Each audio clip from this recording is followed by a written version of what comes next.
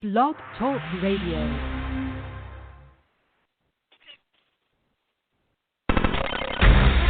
Live from Fort Bragg's backyard, this is the show that put the 110 Nation on the map. There is only one nation, the 110 Nation, and you're listening to the 110 Nation Sports Show, covering each and every sport across the board. There is no sport too large or too little. It's time to talk the talk. Here we go. Here's the man, the founder, and your host, Mr. CJ Sports.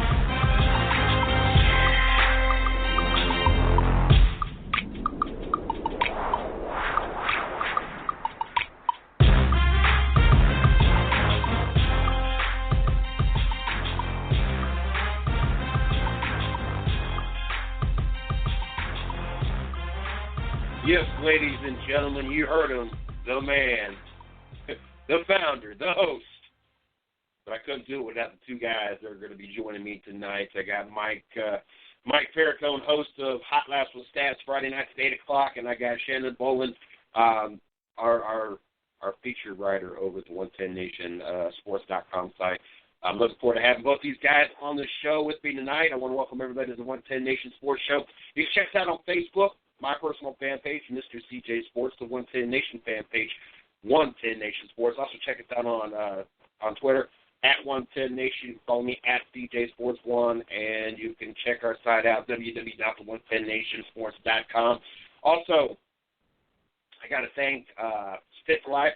You guys check them out on Facebook, Fit for Life. You can also go to our band. There you go. Go to our band. Go to our site. Got a nice, pretty banner on the right-hand side. All you can do is click on it. Just Fit for Life right there. Find out if there's a location near you, 24/7, 365. Get your gym on. Great facility, clean facility. There you go. Clean facility, courtesy staff.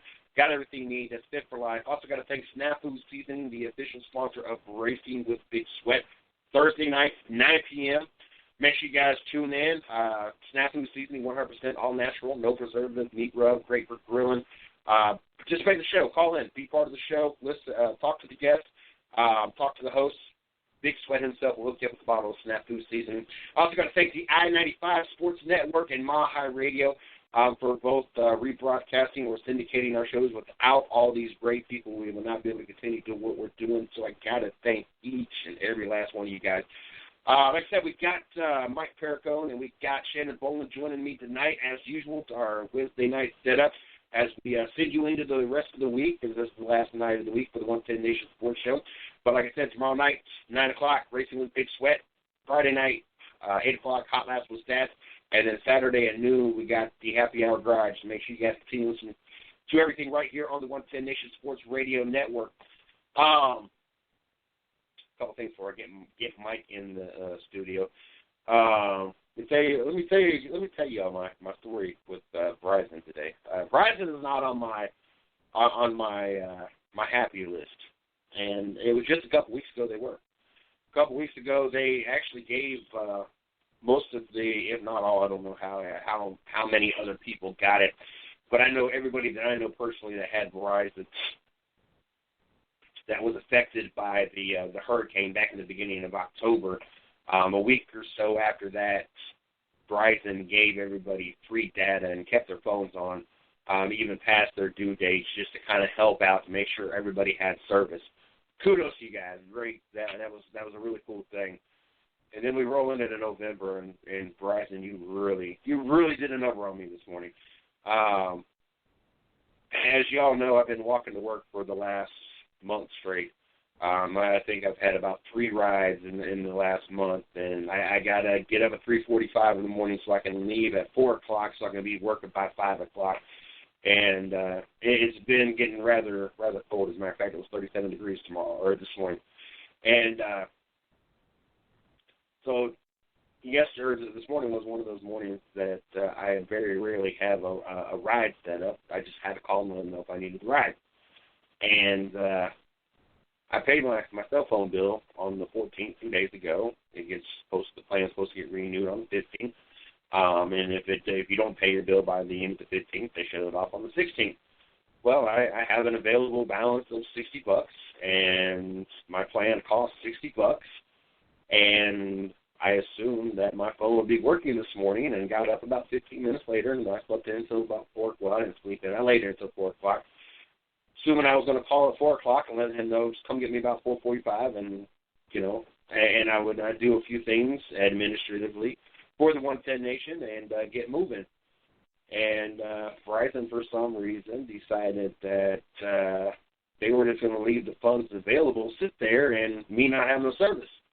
And, of course, customer service doesn't start till 6 o'clock. So I can't call nobody, so now I got to hurry and get ready and be out the door. And it takes me about 45, 50 minutes. I got there at 4:01. I left at 4:15. So it took me 46 minutes to get there this morning and clock in. So I was already in an irked-off mood. And I got over with customer service at 6 o'clock. They got it fixed. And about 7 o'clock or so, Shorty informs me, talks about, what happened. She goes, well, you need to change your plan to the $50 plan. That's, the 5 gigabytes, blah, blah, blah. And I said, no, that's $60. That's what I'm paying. I get 5 gigabytes. I get actually 6 gigabytes on the prepaid plan, as long as I have auto pay and it's unlimited everything else and got rollover and everything else. And she goes, no, that's the $50 plan. And she's like, you have some other plan. So I'm looking it up, and sure enough, they changed their prices. And now it's only $50. And so I called him back, and I'm like, look, not only did you guys shut my phone off, they shouldn't have been shut off. Not only did y'all make me have to walk at 4 o'clock in the morning, now you all charge me $10 extra for the same plan as $50, and her only excuse was, well, you didn't make the change in your plan. And I'm sitting there thinking, so where did that extra $10? The plan only costs $50. You would have to manually change the price and charge me extra. How is that even possible? I kind of got the big FU from Verizon today, so I'm not too happy with Verizon. I'm going to do a little social media.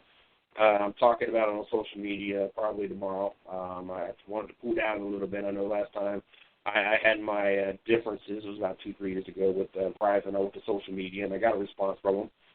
But they made the mistake, and I only got the automated system. But they did a callback, and they wanted my my customer service opinion. And part of the customer service opinion is you get to leave a voicemail. And so I'm waiting for someone to call me back, because I very much shared my displeasure with Verizon and their customer service and how they did me today. So we'll see how that goes. But I wanted to share that.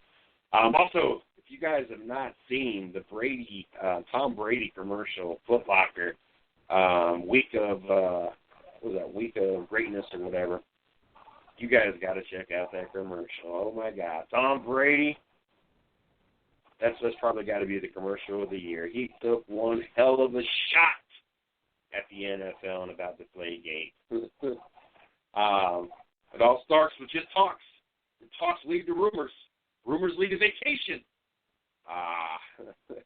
Tom Brady got one in there. What's the NFL? How well they're going to take to that? How much they're going to like that commercial. I'm sure Roger Goodell somewhere down the line is going to have something to say about it.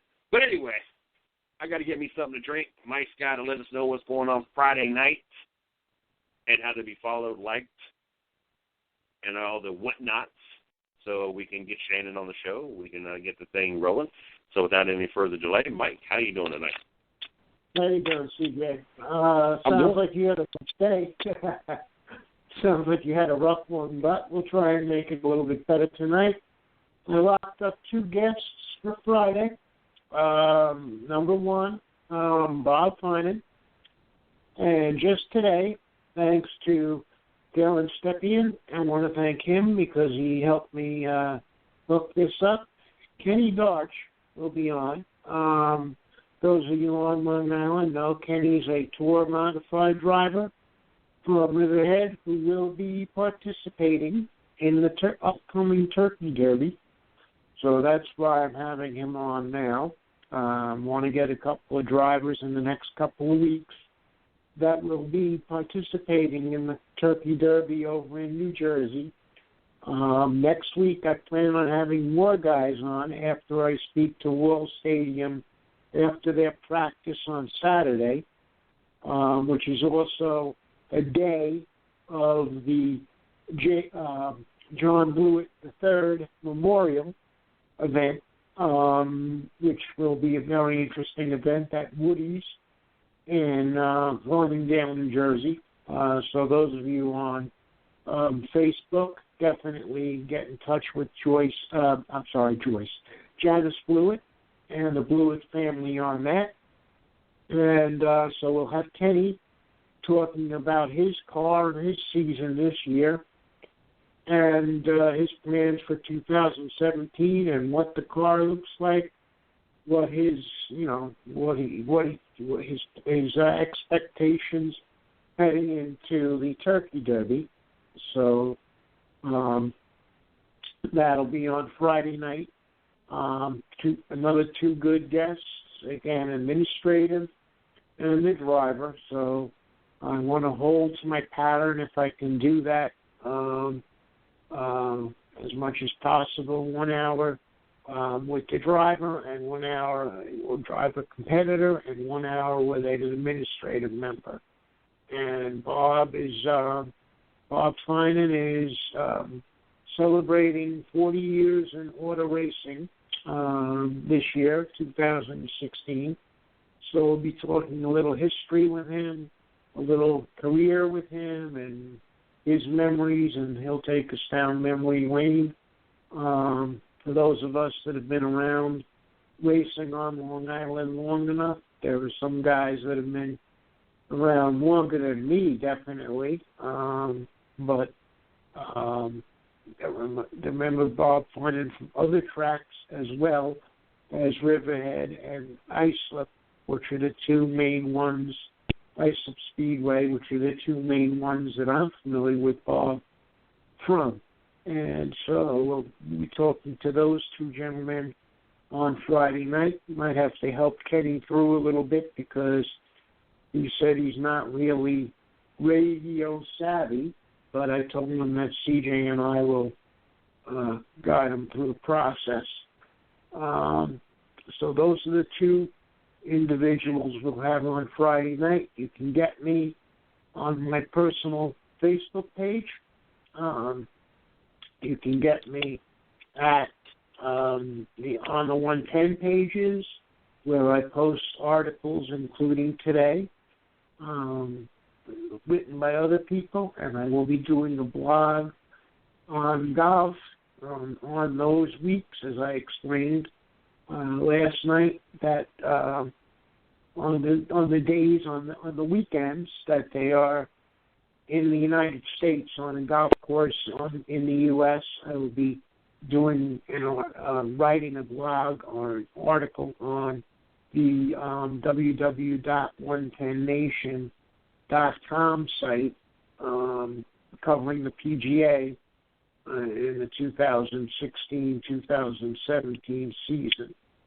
So keep your eye on that. And then I think January is when they start week after week. But through November and December, there's just a few selected events that are still considered the 2017 season, which I said earlier on on one of CJ's programs. We were discussing it.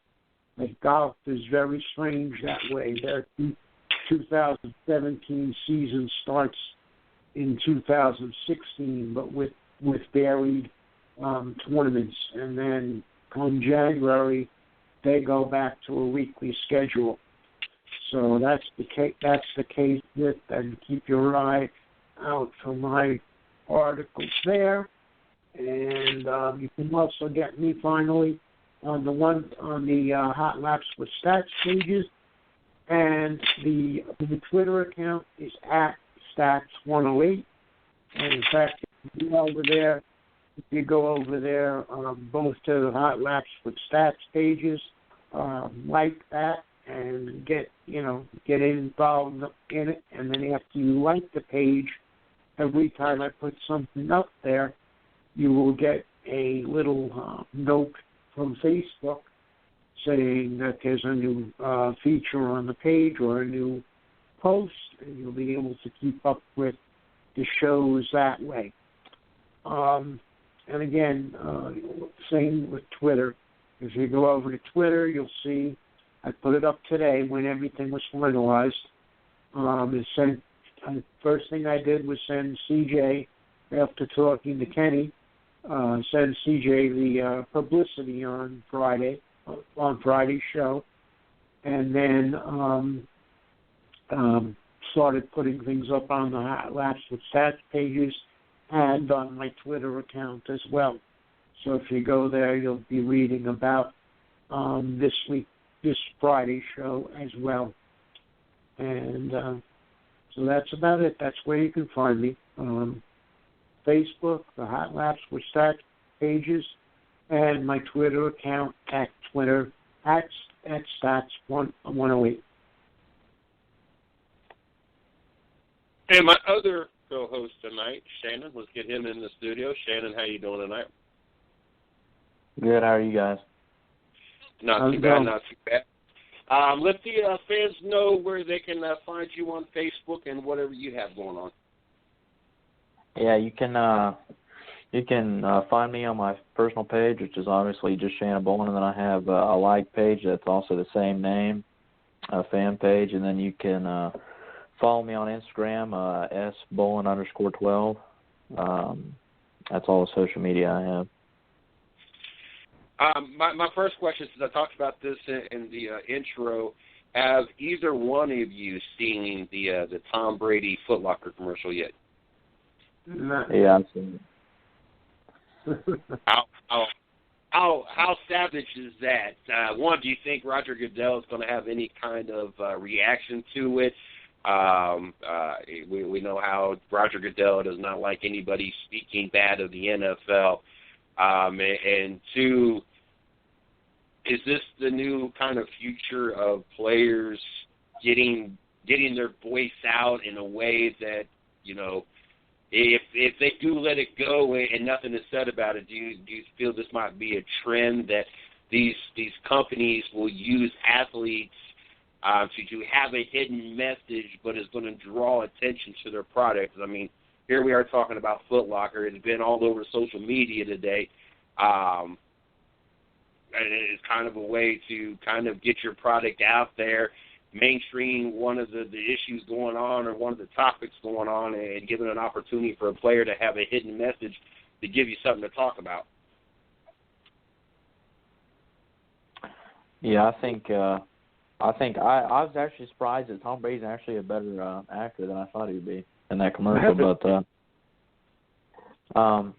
yeah, I don't know if the NFL will have anything to say about it. I'm sure there's something that protects the players from that if they do commercials or whatever. I'm sure the Players Union has something, and if not, they should for that. But I don't know. I think it's the Tom Brady thing to do. I mean, he said all the right things through it. He's through the process. He's done all the right things, it seems like. And then the shot to take, he could have multiple times. He could have went up in front of the media and took a shot at Goodell if he wanted to, but he went ahead and did it in a commercial to help, a brand out or help himself out. And obviously, he gets paid for the commercial. So I just thought that was a Tom Brady thing to do. But I don't know if they do anything, it'll probably be some small fine. And I'm sure Goodell won't do anything to him after what happened to Deflategate. Most people I talk to think that Brady's innocent, and if he's not innocent, there's nothing that says that he did anything wrong. So I think that I don't think Goodell will do anything to him. But yeah, I'm not gonna say he's innocent. I don't know, but I am going to say without any proof, I don't know how they were able to suspend him for 4 games. Like, they absolutely positively had no proof. The only thing they had was a butthurt Baltimore Ravens team and a butthurt Indianapolis team accusing Tom Brady of doing something because they got their butts handed to them in the playoffs. That's the only thing they had. There was no witnesses. There was no proof. There was no nothing And you want to be upset. People want to be upset about the cell phone thing. First of all, it wasn't like it was something that was not common. Tom Brady did this.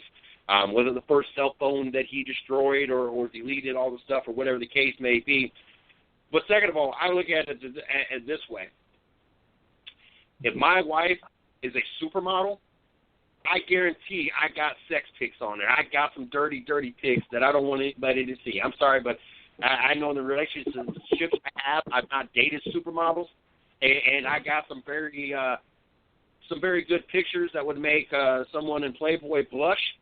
But if I'm dating a supermodel, it's going to a whole other level. And especially if I'm a multi-millionaire, if I'm Tom Brady. So, yeah, if you want to look at my phone, that's fine, but I'm going to destroy it, delete it, and everything else. I mean, you're not getting anything off of it because I'm not letting those personal conversations, personal pictures, and everything else become public knowledge. It's just not happening. So I don't fault him for it because I would have done the same thing, and it blows my mind that Roger Goodell in the NFL, even in the first place, was able to do anything or suspend them knowing that there was no actual proof. Yeah, the thing that I wonder about is, well, first of all, Shannon said that he's a better actor than he thought. Well, obviously he was getting some help from his wife along the way. She must have been giving him advice or something, but that's number one. Number two, the interesting thing about the Foot Locker thing, okay, not in specifically this, but I was thinking of this, and I haven't seen the ad, but I did see a little something about it. But the interesting thing about that is, I was thinking of it in terms of basketball players. What if they, endorse a shoe, and they say something against the NBA? Say it's like Draymond Green has a problem, or one of these players, and they endorse a shoe, and Foot Locker is involved, and they sell the shoe.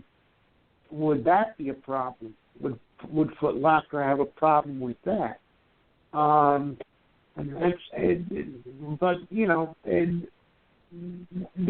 another side to it, that this is America, and to a point, athletes do have the freedom of speech, but when you endorse something or when it involves another company and you're getting paid a nice little endorsement fee, you have to be a little careful how you approach things. And this with Brady is more or less the NFL, not a shoe or something like that.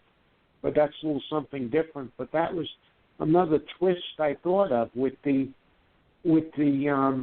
like say a basketball shoe, with the athlete and like the seller also involved.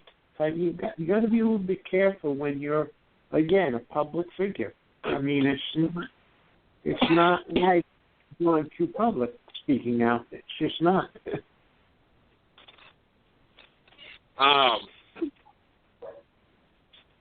Another thing that was kind of a topic, I don't know if we talked about it last night. It's been a topic at work today, and it's something I want to bring up. We see Alabama number 1, we see Ohio State number 2, we see Michigan 3, we see Clemson 4. Are we about, in your guys' opinion, are we about to be exposed to a fault, excuse me, in this playoff system? And what I'm meaning is there's a good possibility that the Ohio State Buckeyes will not take the Big Ten, and therefore will not actually get a bid into the foursome for the championship, even at the number 2 spot. And there's even a possibility that Alabama still could lose. They're not playing lights out football. Yes, they're undefeated, but things could change. And Ohio State could actually end the season number 1 in the CFP, the playoff bracket, and number 1 in the top 25. And matter of fact, they can be number 1 on all three polls or whatever you want to call them, and still not actually be involved with this, since each conference has an automatic bid. Are we about to be exposed to one big major fault in this whole system? Well, I think they're going to have to. I think Well, this is how I view it. Let's say either if Ohio State right now it looks like it's going to be if Ohio State beats Michigan, it's going to be Penn State and Wisconsin in the Big Ten championship game. If Michigan beats Ohio State, then it's going to be Michigan and Wisconsin. So if Michigan and Wisconsin make it, then there's nothing that's going to be like wow. But if Ohio State beats Michigan, runs the table, and doesn't make the Big Ten championship game, then let's say Penn State wins. Even I think either if Penn State jumps Ohio State, makes it in, which they should by beating them, they go and they beat them head to head. So I think they should be in over Ohio State.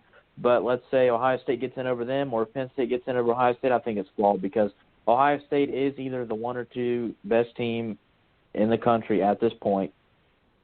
But if they get in, then they get in over a conference champion. If they don't get in, then you're leaving one of the 4 best teams out just because they're not a conference champion. So I think that they're going to have to eventually go to 8 teams, have the conference champion of the top 5 major conferences in, and then have one team as a 6th team, as an at-large, as a conference champion from the other conferences, kind of like they have the rest of the best of the rest or whatever, like Boise State got in last year, and then have a couple at-large teams because I think the top 4 is broken anyways.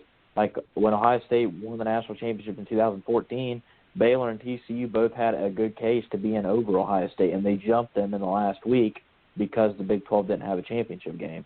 And last year, I think the Big 12 got in when they didn't have a championship game over somebody else. So I just think that either way, it is flawed. I think 4 teams is too little, in my opinion. To be able to have the best 4 teams in, you're rarely going to have 4 teams that separate themselves from the pack. You may have 1 or 2 that separate themselves from the pack, but they're going to have a discussion from 3 through probably 6. If you go to 8, obviously you can have a discussion from 8, 9 to 10, but at least you can have every conference champion in, and then the discussion's just about at-large teams. Well, I think I saw something today about the college playoff in general. I posted a few things this week about the first 4 and the rankings, etc. But they were saying that the Big Ten stands to be a big winner with the 4 teams because the only teams right now, I guess they were saying, obviously Alabama in the SEC and Clemson, but a lot of writers, and I'm waiting for the full article to come out. And it said I saw something today that said probably tomorrow there would be something on this, that people were saying Clemson shouldn't be 4 over Ohio State, that Ohio State should be within the first 4. And, and then Michigan and like Shannon was saying, the other team was Wisconsin. So some writers are saying they should have like 2 or 3 Big Ten teams in there. And they should, and Clemson doesn't deserve this year to be in. But that's one writer's opinion. But they seem to think that the Big Ten is going to be well represented this year in the playoff. Well, one, they can only have 1 team in it. There's 4 conferences that get automatic bids, if I remember correctly. 2, I think everybody's ideal matchup is Ohio State and Alabama in the final game. I think that's what, honestly, any and everybody want to see. We watch Ohio State beat Alabama in the playoffs the previous year. We see Ohio State not make it last year because of all this. I think, honestly, I think the 2 best teams in football right now, and especially with Michigan's quarterback going down, is Ohio State and Alabama. And ultimately, I think that would make for the best national title game. I mean, obviously, Alabama would have to win their playoff game, and Ohio State would have to win their playoff game to make this happen. If they both got in, which I don't think will be a problem, I just think that's going to be the best matchup. Now, when Shannon talks about expanding to 8 teams, I like that thought, and this is my thought. and maybe mine's a little bit too big, and and this could be very. It could be an 8 team, it could be 12 team with the top 4 teams getting to bye the first round. I'm looking at 16 teams. I'm looking at we got 4 weeks from when the season finale for almost all these conferences are until the national title bowl game. Why we have 4 weeks off makes no sense to me anyway. But why not have 16 teams playing in the first week of the playoffs, 8 teams play in the second, down to your final 4, and then you have your national title game. And I don't even have to have automatic conference bids. I'm looking at just the top 16. 1 will play 16, 2 will play 15, 3 will play 14, and so forth. That way, there is no certain number of conferences that have to be in. It's the best 16 teams out there. The odds of everybody at least getting one team represented will be more than likely. If you look at the top 16, there's a little bit of everybody in there. And your attendance is going to be up. I'm sorry, but I guarantee you, if let's say that let's for giggles here, I'm gonna pull this up real fast, like let's say that the playoffs were to start today. Going into this next weekend, I can guarantee you that more people would be in this. Wow, this just happens to be coincidental. I had no idea who the 16th ranked team was until I just pulled this up.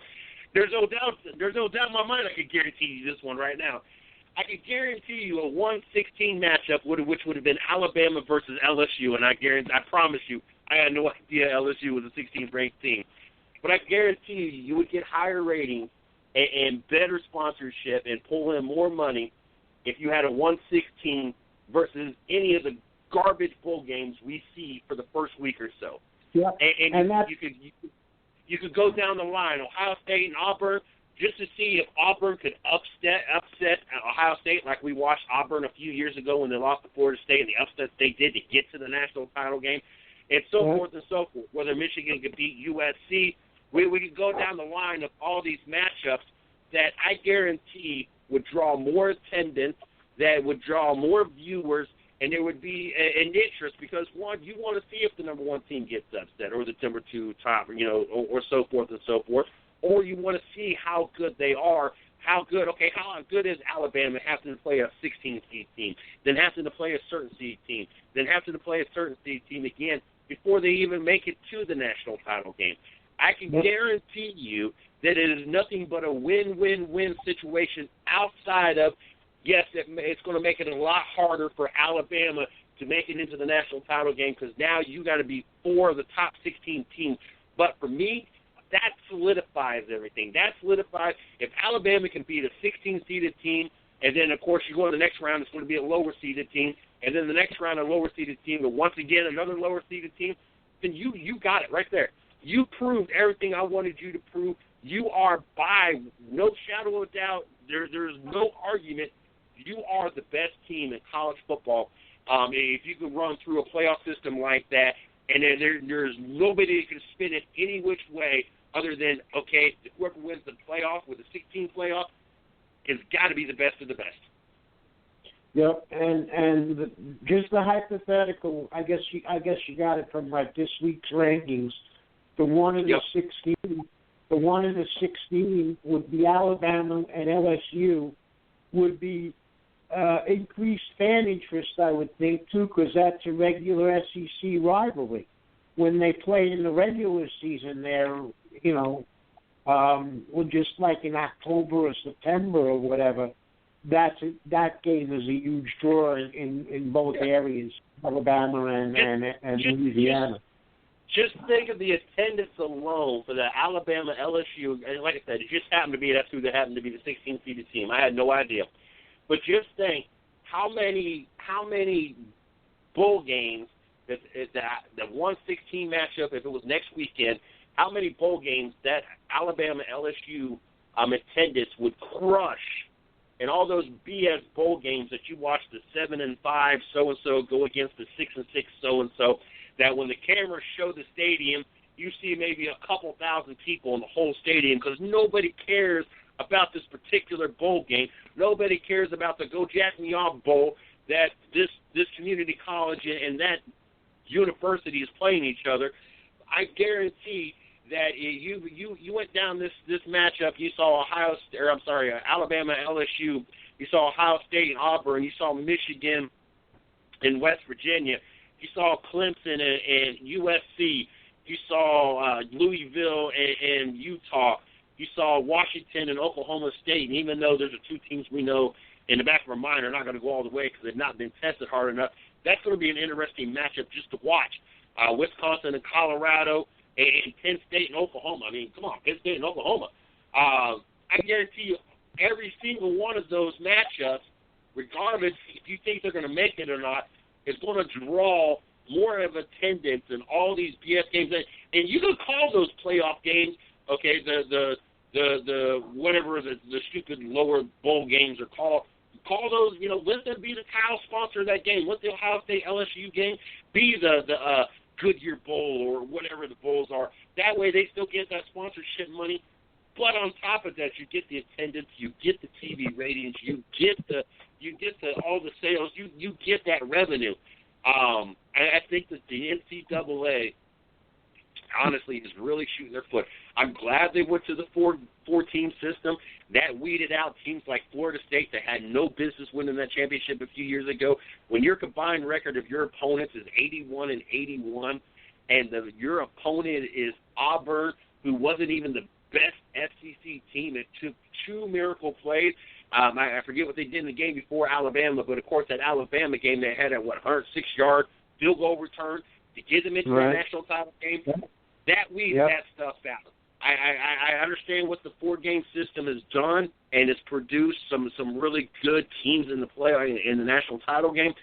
But I think they're shooting their stuff in the foot. I think there is so much more the NCAA can do with the playoff system, and most football fans will prefer to watch the NCAA over NFL any day of the week.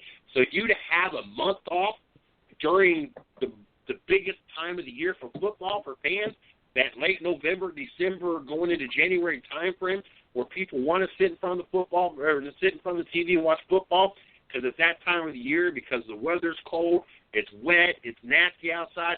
People would rather sit in on a Sunday afternoon or a Saturday afternoon to catch some football. I'm sorry, but the NCAA is really shooting themselves in the foot on this, and they should really look into reevaluating this whole playoff system. Yeah, if I could devil's advocate on that real quick. The game on ESPN right now is Ball State and Toledo. Okay, Ball State and Toledo are never going to have an opportunity to be in the top 16 in the rankings unless they're undefeated at that point in the season. So they're going to be playing in the Goodyear Bowl or the Tax Slayer Georgia Bowl or whatever. They're going to be playing in these bowl games, and these bowl games make sure that they can tell these guys, you're going to have an opportunity to go to these cool places and play in a bowl game. They can't sell you're going to have an opportunity to play in the national championship. You're going to have an opportunity to play in the NFL. Not a lot of times they have that even to sell. So you're going to be able to go play in this bowl game, and you're going to be, at least our crowd's going to be there, and the other team's crowd's going to be, they're all nationally televised games.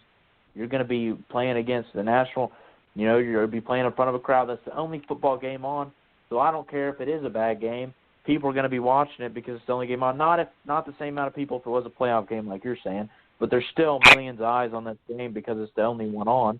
So I think there you're taking the opportunity away from those kids that are playing at Ball State to play in a bowl game. I got a quick fix on that as well, and it's something I overlooked, but something that I've discussed before.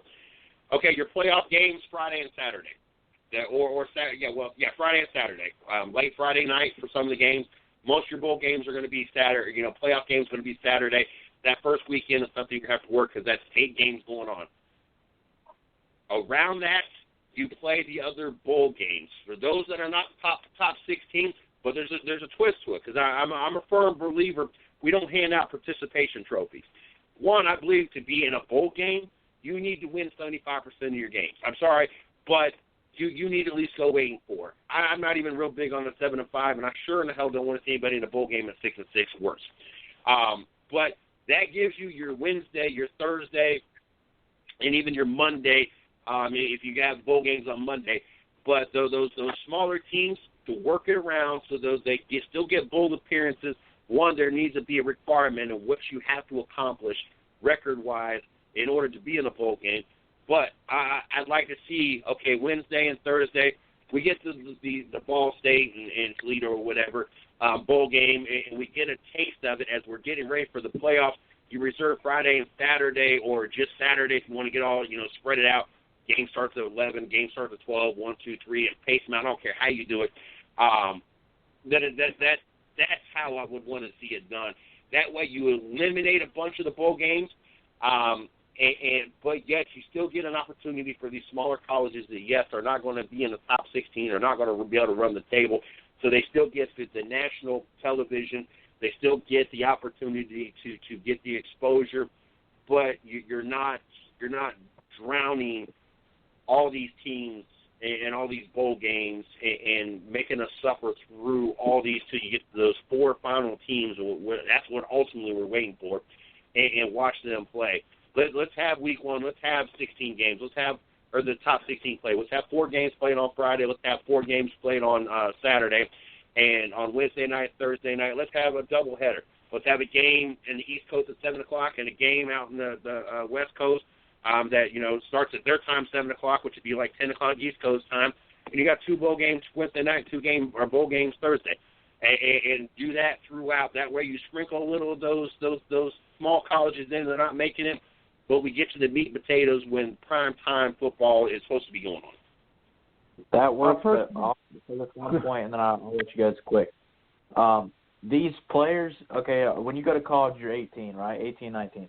So, and they have shortened practices to where they have a month in spring and then 2 months in summer, fall practice. There's a reason why the season is only 12 games, because the NCAA and former players and all this decided a long time ago that these players are not fit to be playing 16 to 20 games like you're playing in the NFL. So if you're going to do that, you're going to have to shorten the schedule up to 10 games and then have a conference championship game, the 11th game, and then go into it. There's no way that you're going to be able to play 12 regular season games and then be like 16. So if you went 16, that's another game. That's 13. 8 down to 8 teams, that's 14. Down to 4 teams, that's 15. These guys are going to be playing – the national championship teams are going to be playing 16 games in that season. And at this point right now, that's what they're playing. Or at this point right now, they're playing a conference championship game, a playoff game, and another playoff game. So they're playing around 15 games. So you're going to have to find a way to where they can play 15 games and keep it to where it's the same. Let them play 10 games, but make the schedule harder.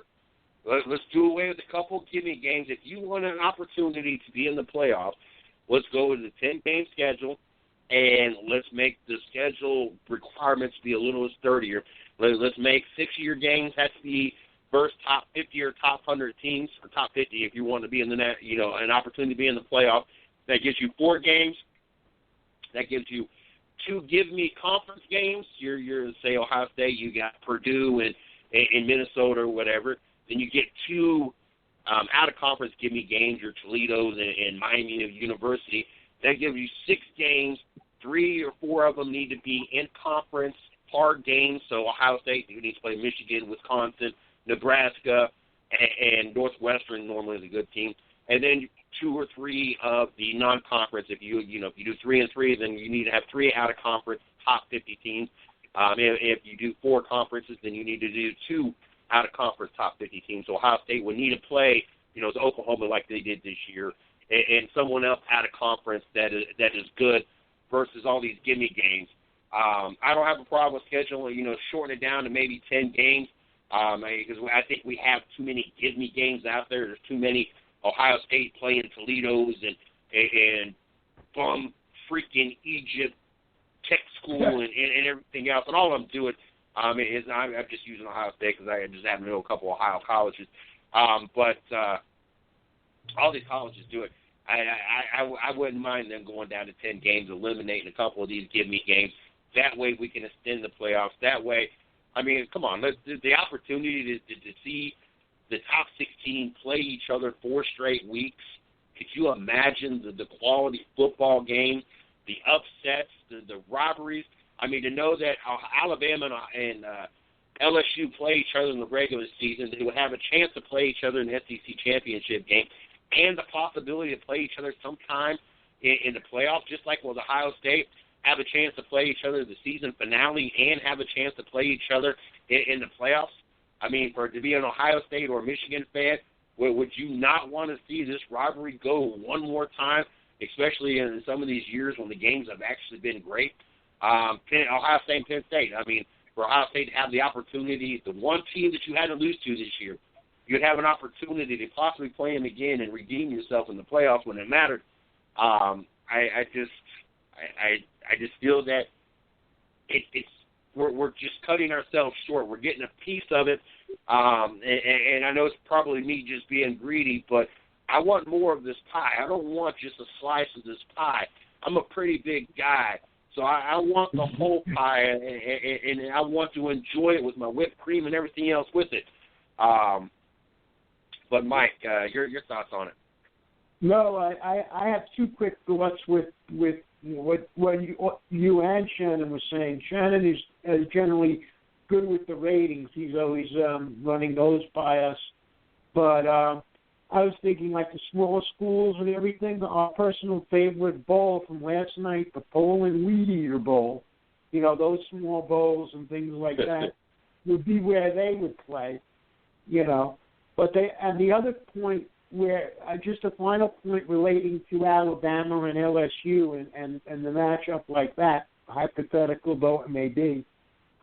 When my ex and I lived in Alabama for 2 years, I have personal knowledge of this because we used to get the Alabama games on a local station, and they said, yes, the ratings were good whenever Alabama played, but the two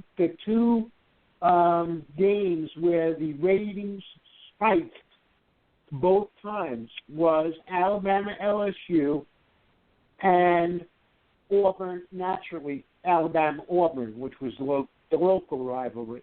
But those 2 games, even though the ratings were good, the ratings really spiked for those 2 games, and it just so happens, like you say, off the top of your head, or seeing it 1-16, that's what you came up with, or that's what was out there, that would be a really big draw for, any SEC fan, the Alabama LSU. Just looking at the top 16, could you imagine Alabama having to play LSU, their biggest rivalry? You talk about Auburn, they're in the top 16. They could potentially have to play them and then have to go against the team that they beat in the national title game last year, Clemson, and then have to finish the season up against who is probably the best matched-up opponent, Ohio State, and a matchup that SEC and Big Ten fans die to see. There's so much pride for each of those schools. But just imagine if Alabama have to play those 4 teams. You're going to tell me that would not draw in the revenue and it not be what the fans really want to see. Just the possibilities. I mean, it's just crazy to me. I thought this was also interesting, and I just seen this, but I got to get your guys' opinions on this. Pocono Raceway introduces rain postponement refund policy. I thought this was rather interesting. In August, Chris Buescher won the Pennsylvania 400 at Pocono Raceway on Monday after there was a rain delay that postponed the event from its scheduled time on Sunday. Pocono, I'm going to skip the next part, really non-important. Pocono Raceway announced that it is instituting a worry-free weather guarantee that will allow any race fan who bought tickets directly from the track for any of their Sunday races that are postponed due to rain, that they will be reimbursed at face value if they can't attend the rescheduled event. Thought this was interesting. I don't know how many other tracks are going to follow suit. I like the fact that they said that you have to buy the tickets directly from the track. In other words, you can't be buying them online and then, well, it rained out, I didn't go. Let me get a refund. You actually got to go and it get rained out. On one side, I like this. As a fan, yes, I like this. On the other side, to me, that's part of the deal. That you know when you buy that ticket, and with attendance being tough, and with the money being the way it is, and the price of tickets, I have my concerns. Okay, we got a Sunday race that gets rained out. It don't happen to Monday. Let's say 75% of the people decide. I know that most of everybody that is listening that's a NASCAR fan has been to a race and it's rained out and they've gone to the next day and then there's hardly anybody there because people got to get back to work. So now you're looking at, we'll just throw out a number, 75% of the people say, they can't come back. They got to go to work. All those tickets get refunded. So therefore, that track takes a hit. How does that affect the ticket prices moving forward? How does that affect sponsorship? That is my only concern with this. I like it because, yes, now the fans, okay, well, there's clouds in the sky, but I know if I drive down the track, buy my ticket, okay, if it don't happen today, then I can get my money back. But like I said, on the flip side, that's kind of what goes hand in hand with it. That's part of the experience. And how does that affect ticket prices? How does that affect sponsor possibilities and everything else moving forward? Well, I think that it's good and bad in both points. Now, us being press, you had the situation where you were hoping for a Monday race. I think one week, CJ, you had just that situation when you went to Tennessee with your mom. Yep. Right, and you were hoping that it rained out and you would be back on Monday. But so I go to the race. I like it. I like it for the fans, and for another reason too. I think that the revenue for that weekend may be affected for Pocono if they give back the cost of the tickets, of course. But I think it would engender fan, support in ways saying, oh, wow, they did this. And I think it would be a feather in the track's cap, and maybe the fans would be more in line to go back and for another race, And it engenders good feeling, a positive feeling in the fans that the idea of where they don't feel they lost out solely because they had to work on Monday. Yeah, I think it's what they had to do after having both NASCAR races rained out and their IndyCar race rained out. I think that's what they had. They had to do this because if I were a fan, and there's a lot of fans around Pennsylvania that are diehard motorsports fans. If you take the Pennsylvania Posse, sprint car fans, they have a big short track program up there, and NASCAR. There's a lot of race fans, and that's one of the best race day experiences, actually rated in the top 5 of any track, was Pocono. So they get 60 to 80,000 people there every year. Well, they weren't going to get that this year after both races rained out, so I think that they had to do this to make sure that they got the attendance for next season. And I think that they were looking at it like, well, what are the chances that this is going to get rained out 2 weeks again next year? I mean, that rarely ever happens. That has never happened at a track twice in 1 year, I don't think, until it happened this year. So I think they were looking at it as, well, there's no way that it's going to happen 2 years in a row. Might as well just take this step. If it happens one race, at least we have the other race to fall back on. And actually Atlanta did the same thing, but temperature-wise. They did it to where if it was below 60 degrees and somebody didn't want to go, then it was. I think it was temperature-wise. I could be wrong there, but I think it was the 2015's race, and they did that, or this 2016's race, because 2015's was the first race that they ran early in the season again, and it was very cold, and a lot of people were ticked that they put it there. So they did it last year, and they got lucky and had 70, 80 degree weather, and they had one of the biggest crowds that they've ever had at Atlanta since they moved it to Labor Day and then moved it back. Since they had all that shuffling, it was one of the biggest crowds that they had. So I think that it gives them an opportunity to have a very huge crowd there for both races next year, which Pocono always does, but they don't ever get near selling out, which what track does nowadays. the Homestead's not even sold out for this weekend. So, not a lot of tracks get to selling out, but a lot of them get near selling out, especially tracks like Pocono and races in the Chase. So I think that's what they have to do.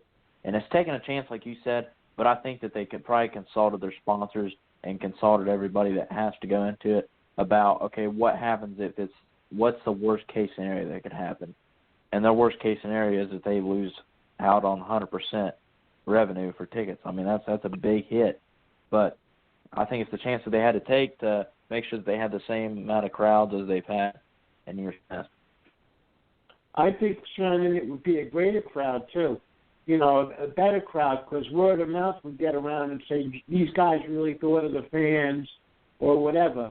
And I think, the next race or the next year's race or even the next race at Pocono, I personally say, okay, I was pressed at the time, but I even went, CJ knows I don't travel too well, but I even went to a race at the Race of Champions, the modified event, 1 year. So even I've been to Pocono.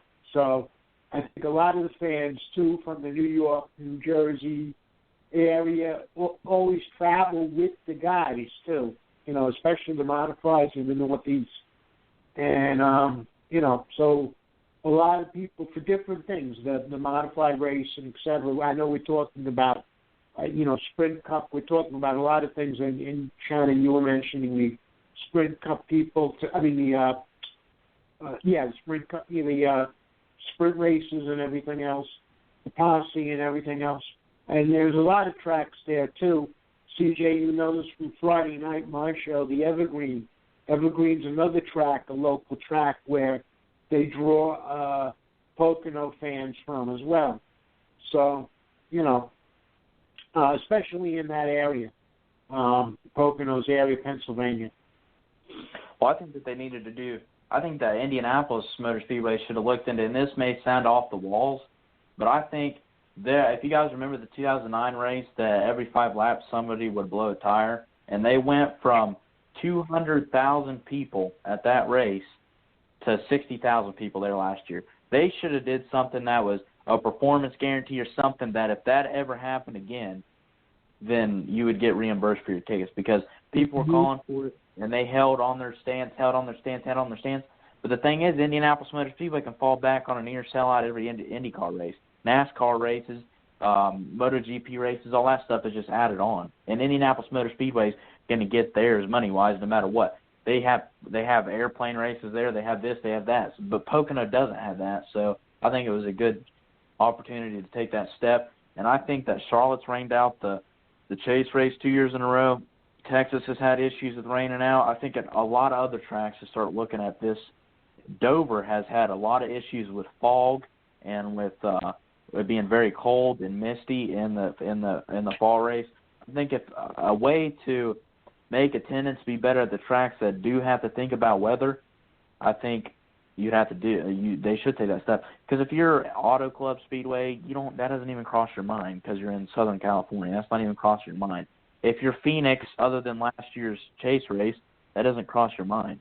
So but a track like Pocono and a track like Charlotte and all those tracks, Vegas too, those tracks need to look at that, about having that, maybe even if they haven't had problems with raining out, just to make sure. And another thing with Indianapolis, it is very, very, very, very, very, and CJ, you know this from living in this area, it's very hot and humid the time of year that the Brickyard 400 is, and it's even more sitting in those seats around that track. There's no trees around there. You're open.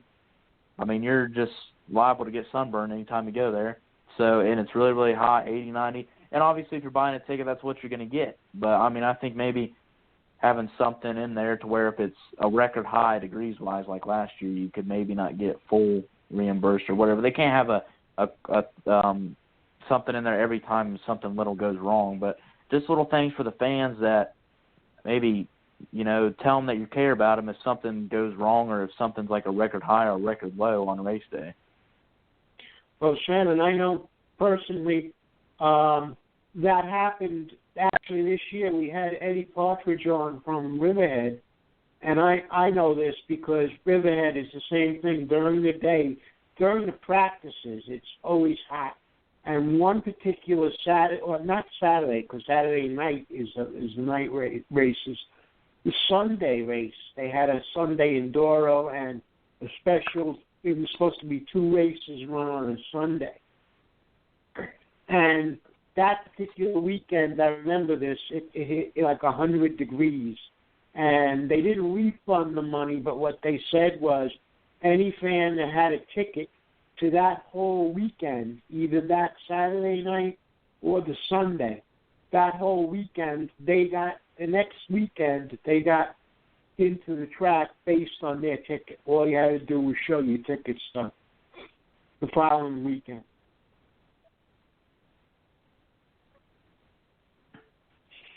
We got our NFL picks tonight, but before we jump into that, because it's amazing how quick the first hour went by, I want to go around the table, and I'm sure each of you guys have topics that you guys want to throw out there and discuss. Tonight we're going to start off with Shannon. Shannon, any topics, headlines, or anything that you want to throw out there and get this round table started tonight? Well, we had a story that was going to be up tonight. We sent in last night. It was going to be up tonight. We ran in with issues of another platform did it, and it was about Jimmy Johnson, being the best ever. And I think that he's the best ever, even if he doesn't win the championship this year. I think he's done it.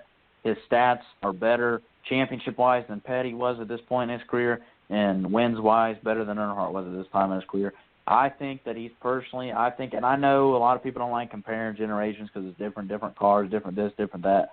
But I think if you were just to put all 3 of them in the same race or put them all 3 against each other, I think Johnson would win. I just think he's got the best demeanor out of the 3. I think he's calm and cool under pressure, and I think he's the best ever, even if he doesn't win the championship this weekend. I was wondering what you guys thought about that. If you thought he was the best ever and where he ranks compared to those 2. I said the main difference, Shannon, with Jimmy, and I'm not particularly a Jimmy fan. I'm not a Jimmy hater, but I'm not a fan either way. There's something to be said, for the chase format, but even more than that, the idea of 6 in a row. Okay, all the others like Petty and the 2 others that we discussed, Petty and Senior. Okay, they have 7, but Jimmy is the only one that did it 6 in a row, and that's where he stands out. And again, the crews can change, the crew chiefs change like you change your sacks sometimes. And you have Ganous there for the whole run. You have Jimmy there, obviously, and the fact that they did it 6 in a row is what puts that particular team over the top. The other guys may have 7, granted, but Jimmy did it, 6 in a row.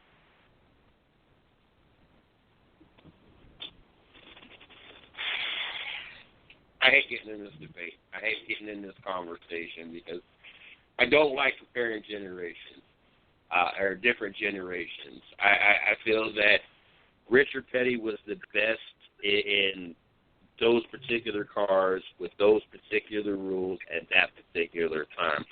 Just like I said, Phil Sr. was the best at that particular time with the particular cars and so forth. And Jimmy Johnson. Now, I do give Jimmy Johnson a little bit more credit because of the car changes. You got to figure Jimmy Johnson went through like 7 generations of cars.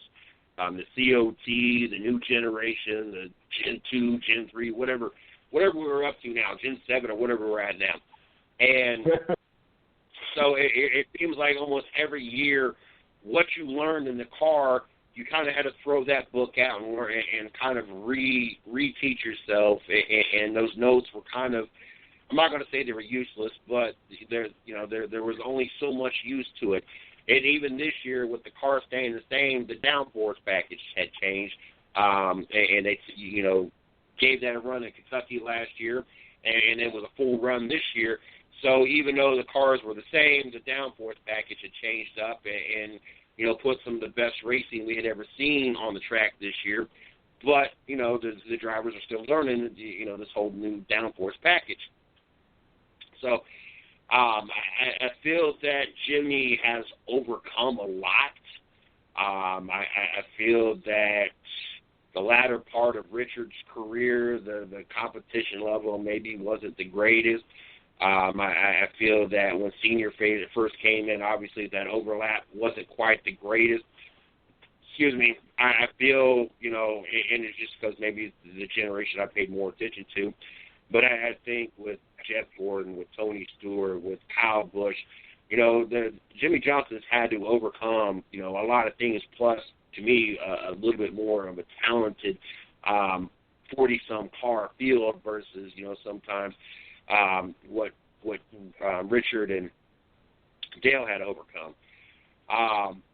To say, and this is the part, because I didn't throw this twist into any time I've ever talked about it, and so this is really going to hurt me to say this, but if we're going to talk about all three drivers who were out there on the track at the same time and who we felt was going to win, I am very anti-Senior. I do not like anything about Senior. I have a lot of respect for Senior, and he was a hell of a driver, but I don't like Senior. I just never did.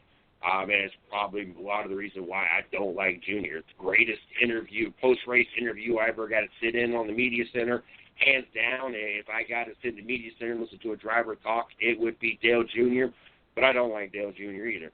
And there's a lot of different reasons why, but a lot of it's got to do with the fact that it just Earnhardt.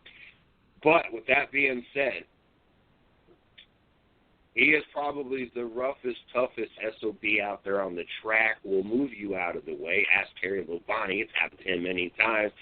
And has no problem with roughing up feathers. Jimmy Johnson's not that type of driver. Jimmy Johnson is a clean driver. Yes, he's kind of pushed the envelope a few times, but on more times than none, and when I say more times than none, like 90-95% of the time, he's going to race you very clean, and if he gets it, he gets it. If he don't, he don't. He's not going to push that envelope. He's just a very respectful driver, and it's just a good driver. The opposite is going to be said about Senior. Senior, if you don't get out of his way, he's going to move you out of his way. And Richard Petty, well, unfortunately, I didn't get to see much of Richard Petty. He was on that latter part of his career where he was lucky to finish a race, not alone win a race. But from what I've seen of him, he was nowhere in the same class of being aggressive like Senior. So if I was going to put all three guys on this track at the same time in their prime, I would probably have to go with Senior just because of his racing style. And that's why. And it's funny how fans dislike Kyle Busch, but to me, Kyle Busch and even Brad Keselowski, two people hate the most, are the most similar to Dale Sr. And his son, Junior, is probably the farthest thing from Senior. And, of course, he's the most popular driver every single year. But it really I hate to say this, and you have no idea how much my stomach is turning even saying this, but yes, if I saw all three drivers on the track in their prime, I would probably say Senior would win it. Yeah, because you would move him out of the way, move the other two out of the way. That's simple. He's just a more aggressive driver, and that's why I feel Kyle Busch and Keselowski has won as much, especially Kyle Busch, because they're more aggressive. They're willing to push the cars harder than any other driver. They're very aggressive. They're very smart when it comes to their cars. They know their cars' limits. And we're seeing that with the possibility of Kyle Busch repeating this year in all the races that he has won. We've seen that with Senior, 7-time championship. I mean, once upon a time, Senior did.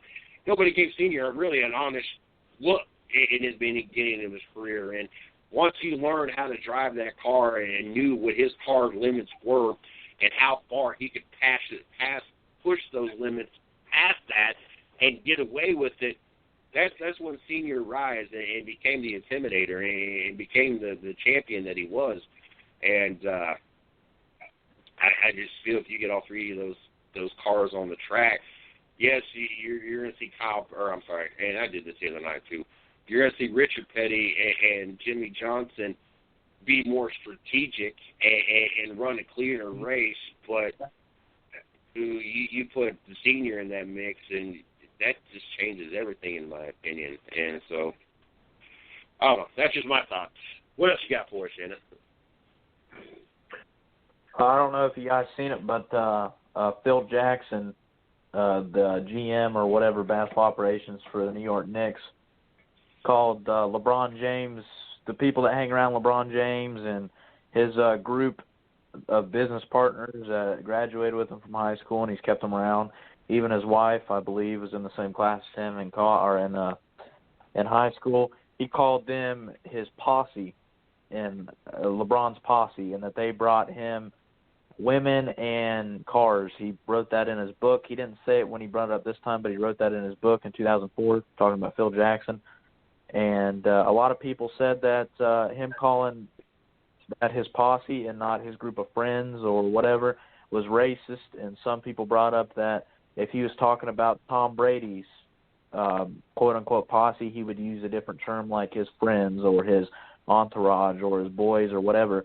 But he used the word posse with LeBron James. And some people have said that was racist and he should have used a different term and all these different things. And even LeBron said that he lost a lot of respect for Phil Jackson. And I forget what the guy's name is. I think his last name's Maverick or something like that. His first name's Maverick, which is like LeBron James' business partner, came out and said that he lost a lot of respect for Phil Jackson and that he used a bad choice of words.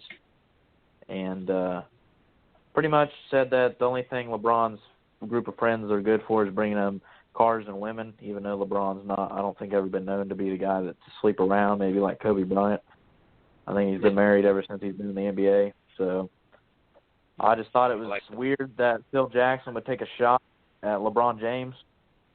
But I was wondering what you guys thought about that, and if it was racist in your opinion. Well, being from the area and being a Knicks fan and watching the Knicks, not so much a fan, but because I was more a Net fan, but knowing the Knicks and following Phil Jackson from there, he played for the Knicks for the longest time. That was where his career was. He wasn't known to be a racist guy, and and he had Kobe in Los Angeles. He had Michael Jordan in Chicago, and you very rarely heard that he. So I just chalk it up to. I didn't see the quote, but I just chalk it up to a slip of the tongue because he's not known to do that kind of thing, and he's not known by reputation. And he didn't. When he played, he hung with who was it at the time? Willis Reed and Dick Barnett. So he wasn't known to be a racist guy in any way, shape, or form. And even controversial quotes. He maybe as a coach he was more controversial because of all the, because he led a lot of the teams or whatever. But he's not known to be that type of individual. So I think that. That was just a slip of the tongue, or it was an unfortunate, like you said, Shannon, an unfortunate, choice of words maybe. If he did it habitually, I would say he's got a problem, but he's not known for them. Oh, haters are going to hate, first of all. And everybody right now is going to take their shot and say what they say about LeBron. A lot of people are still upset the fact that he's gone to 6 straight NBA finals. People are still upset that he's taken the Cleveland Cavaliers back-to-back finals. People are upset that he almost pulled off the unspeakable with Kyrie Irving and Kevin Love being down and really tested the Golden State Warriors. People are upset because they came back from 3-1. As a matter of fact, people feel the NBA is rigged even though Golden State came back from a 3-1 deficit to Oklahoma. Never mind that, it's because the Cleveland Cavaliers came back from 3-1 that the NBA has to be rigged. So haters are going to hate. People are going to be frustrated. Yeah, it's got to be frustrating to be an Eastern Conference team right now because for 2 years in a row, the Cleveland Cavaliers have been by far the best team in the Eastern Conference. And I talked about this I believe last night, maybe the night before. And now at this point, after we saw the last few weeks of the NBA season, the NBA Finals, of what we've seen so far this year of the NBA season, the Cleveland Cavaliers are no longer just the best team in the Eastern Conference. They're just the best team in the NBA, period, right now. And so frustration is building up for a lot of people. I can imagine even more so for the Eastern Conference because at least the Western Conference, Golden State, San Antonio, you've got an opportunity. You possibly could dethrone the King. I don't think it's going to happen right now, but there's that possibility. Posse, using the word posse, I don't feel that it's racist. LeBron James, you supported Clinton, and you're part of a group that you take things and you get butthurt too easy. Posse to me, and I've said it about many different groups. As a matter of fact, I don't think I've ever said a black group of people as a posse. As a matter of fact, I think I've only actually referred to a posse as a bunch of white people together. But that's just me. I don't use the word posse when it comes to race. I just use it as a group of people that just hang out together. If I even use that terminology, it's not a term that I use very often. But, if it has nothing to do with the race. It just happens to do with a group of people, kind of how they act and the closeness of them is whether or not I refer to them to a posse, a group of friends, a gang, whatever the case may be. So people taking this as possibly being something racist, that's far stretched for me. I don't think that Phil Jackson at any point felt or meant this to be something that got spun into being something racist. And the backlash that it's gotten, to me, it's great. It is great for me to know that there are athletes out there that are able to still be friends with those that they knew from the beginning. A lot of athletes and a lot of celebrities and whatnot, you tend to lose that, or you tend to have a bunch of people that are around because you have the status you have.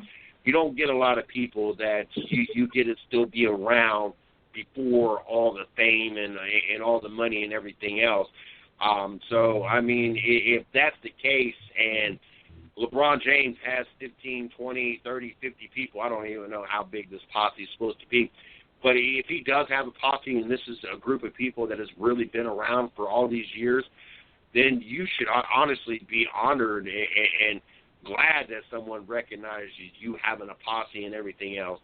I don't know.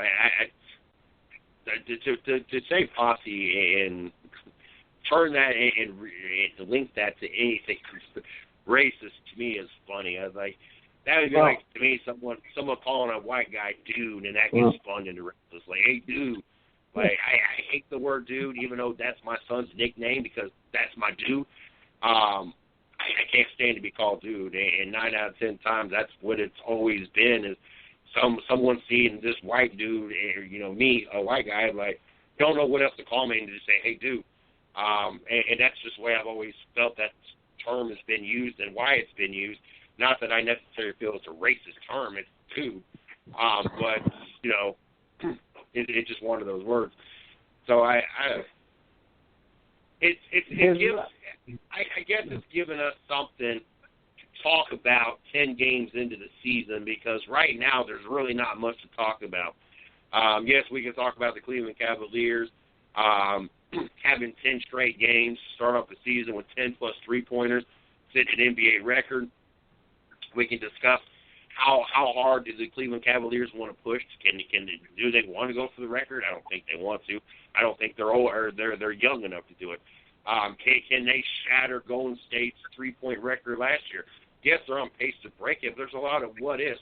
So I think this gives us something that are not what-ifs, but gives us, okay, this is something that's actually been said. It's early in the season. We really have nothing else to talk about. Nothing is brewed up at this point. Let's talk about this kind of scenario. Yeah, but I hate when people throw around the race car, but I don't hate it, but I think sometimes it's used in, they shouldn't just immediately go to that point. But the word posse, the definition of it is a body of men, typically armed, summoned by a sheriff to enforce the law. And he wrote it in his book and then said the same thing 12 years later. If we're going to write something in a book, then it's obviously been thought of, it's been edited 3, 4, 5 times by an editor, and this person has asked you, do you really want to use this choice of word? And he had to say yes 2, 3, 4, 5 times for it to be in a book. That's just how it goes. Many people talk about the editing process when they write books. He used the choice word in a book, so he's thought about this. He's done this, he's done that. So pretty much how I take that is that LeBron, he's called himself the chosen one. He's called himself the king. He's called himself all this stuff that I think is blown out of proportion. I think for the longest time he should have been called the choke artist because he choked as much as Tony Romo did until he got his first ring, and now he is the chosen one. He is the king. But for the longest time he called himself that he wasn't. But I think what Phil Jackson's saying is here's the king, the quote-unquote sheriff by the definition, summoning all these guys to do his work for him, and he's collecting the money. And I think that if you look at it by that, and obviously all these guys, LeBron's taking this as racist, all these guys are black, so if he's taking that as these guys are just being LeBron's servants, then I think that is racist. If he's meaning it in that context, but none of us will know if he is or if he isn't. But I'm just saying that if he is using it in that context, then it is. And he's used it twice, 12 years apart. 12 years apart. He thought about it a lot to have it in a book. And the second part is if he did use it then, how can he go and look at his own players, Derrick Rose, Carmelo Anthony, that are best friends with LeBron, and talk to them and even associate with them in basketball if he didn't mean it in that context toward LeBron? I just think that he needs to worry less about LeBron and what he's doing and worried about his crappy triangle offense and its lackluster because they're garbage. And he just needs to stop worrying about that and trying to coach from a press box because he's too old to walk around on his hip. I mean, he needs to either hang it up or stay out of the media and concentrate on winning basketball games instead of making comments about the best player in basketball right now, and in my opinion, the best overall player we've ever seen. He just needs to stop talking about him. I don't care if he's talking about him a racist way, whatever. He just needs to stop talking about him, period, because he's garbage. His team's garbage right now. Well, there's two things right there, right that I thought of as CJ was talking and Shannon was talking too. One, the frustration level with the Knicks have got to be high because Jackson himself played on the last two good teams in 73 and 75 that were championship teams with the Knicks. And then he went to Chicago and won titles there, LA, and won titles there, or at least, was successful. And now goes back to New York, and I know this for a fact. When he came back, he was supposed to bring the glory back of 73 and 75. And that's not happening, quickly, if at all. And so that's the frustration level. And the other point that when CJ was talking about, knowing where you came from, that's a situation where you just can't please people. Because if an athlete goes and gets, too much of himself, shall we say, the people say, oh, he forgot where he came from. He forgot where he came from. And the other way, when you bring the people along with you and want to, pat them on the back or whatever, or acknowledge them, now he's getting heat for that. So you can't win. It's another situation where you can't please everybody, There are going to be people who say, if you didn't do that, you forgot about the people, you forgot where you came from, and now he's doing that with his people that he hangs with, and there are people saying, what they're saying now. So you can't please everybody. That's another case of it.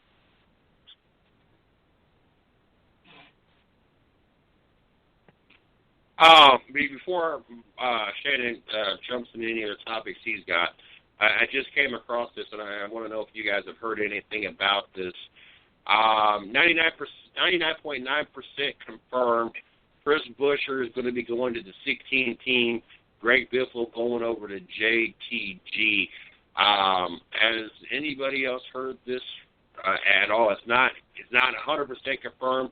NASCAR Happy Hour, which of course we broadcast their shows on Saturday, are those that shared the tweet that went out. I have just wondered, because this is the first I've heard of it. Has anybody else heard this?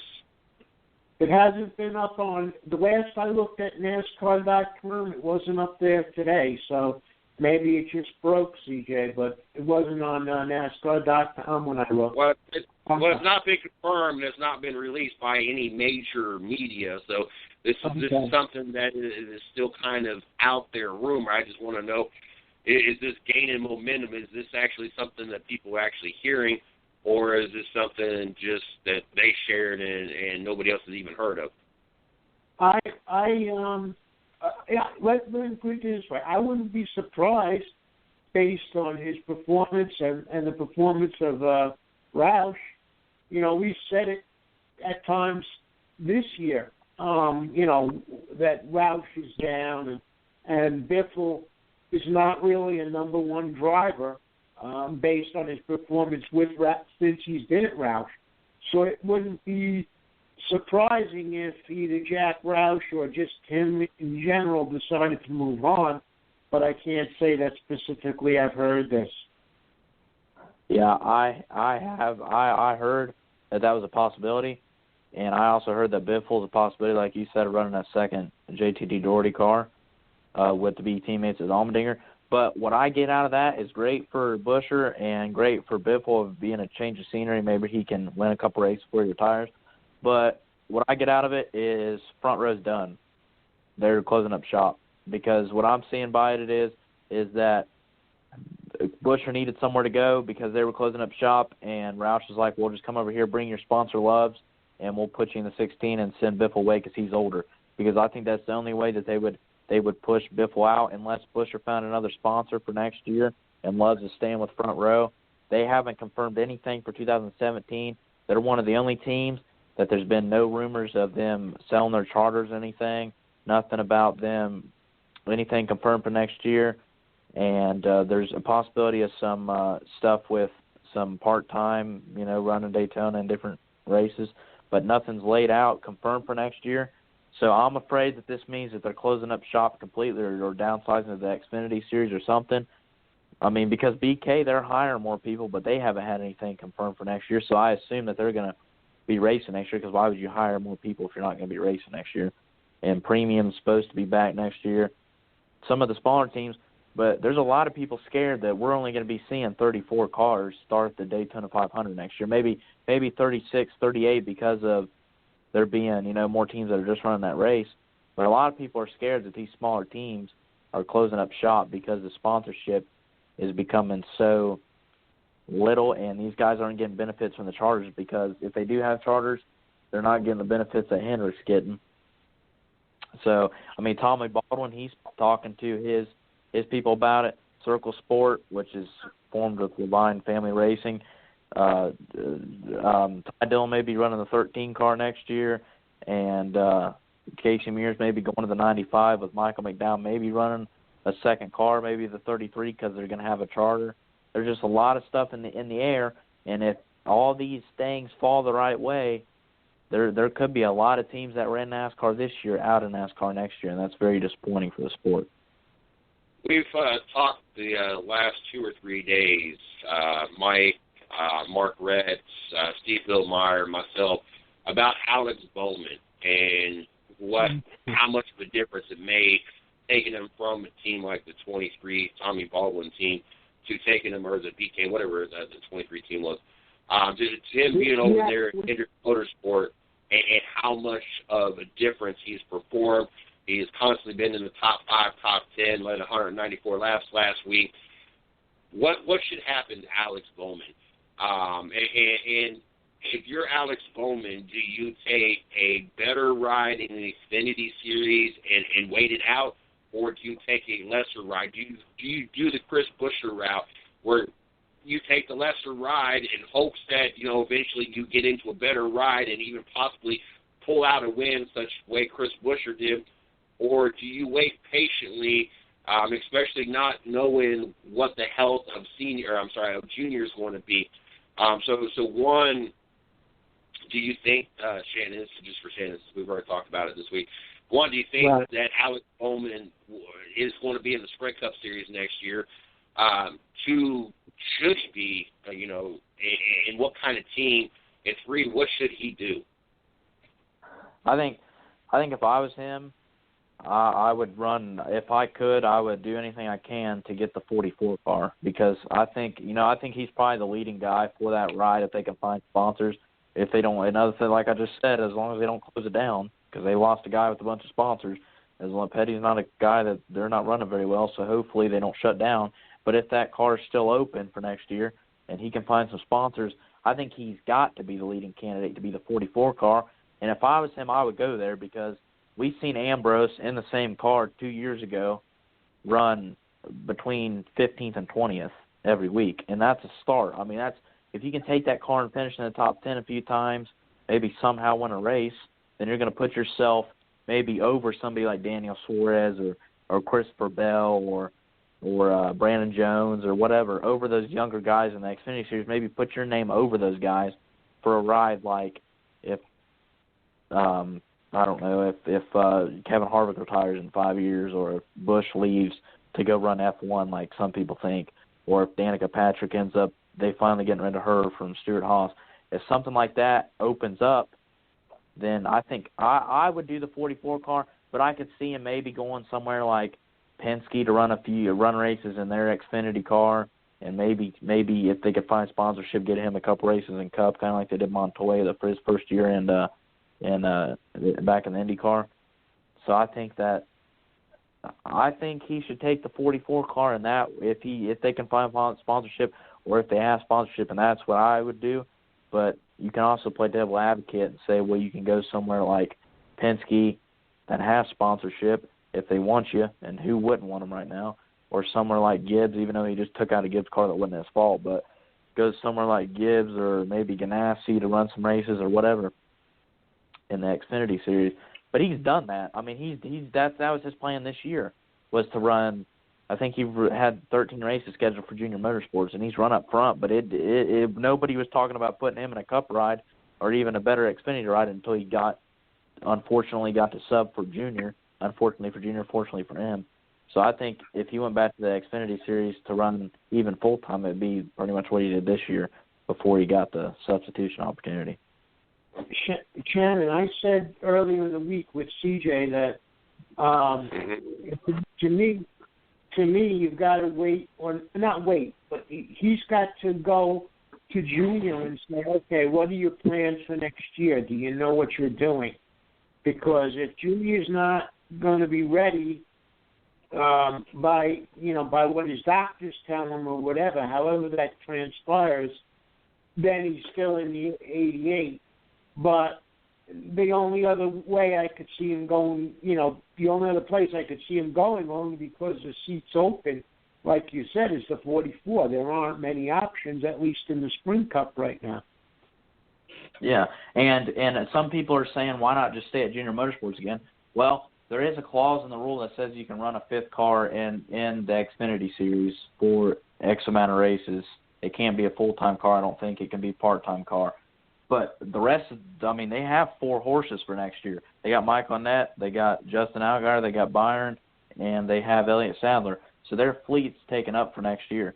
So he can't go back to Junior Motorsports to even run full-time or even run a limited schedule. I don't think they would try to do a fifth car, maybe other than Daytona or some places like that for Elliott or Junior or whatever. I do agree with what you said, but I think that Junior is all but certain to be back at Daytona this year, because everything he's talked about, this, that, unless he has some type of setback, I think he's going to be in the car at Daytona. But then again, with concussions, maybe you don't commit to the 44 car because it's kind of like Tony Romo. He could get hurt any time he gets in the car, unfortunately. And God, knock on wood, hopefully he doesn't. But maybe leave yourself open and run those some Xfinity races, because if Junior does get hurt, I don't think there's any way that they even talk to anybody else of getting in that 88 car other than Alex Bowman. Yeah, they won't bring back Jeff Gordon, would they? You know. I hope not. Shannon, any other headlines or topics you want to throw up on the table before we shift gears to Mike? Not just one small one, and then we can move on. I got a story coming out tonight tomorrow. I sent it to Miss Lee tonight, and come out tomorrow about Juan Pablo Montoya. And I think it's very unfortunate. I didn't put this in my story. It's kind of more of an overview of his career and what he's doing for next year. But I think that it's very unfortunate that all he's got signed for next year, and I don't know how much you guys follow IndyCar or if at all, but all he's got signed next year is, I don't even think he's running the Grand Prix at Indianapolis, which is the beginning of the month. All he's running is practice qualifying and the Indianapolis 500 next year for Penske in a fifth car. I just think that's disappointing. And he's the lead man for their sports car team that they may be forming, but that's not even set in stone, and it's getting pretty deep in the process for sports cars. 2017 testing's already started at Daytona this week, so I think they're getting pretty much far in the process of them having anything set in stone for full time next year. This guy has been one of the best overall drivers. I'm not going to compare him to anybody else, but he's been one of the best overall drivers in all of motorsports ever since he started. He's won the Monaco Grand Prix. He's won the Indianapolis 500 twice. He's won NASCAR races. Yes, he hit the jet dryer, and that's what he'll be known for, but he was a whole lot more than that in NASCAR. He was probably the best foreign driver we've ever seen in NASCAR.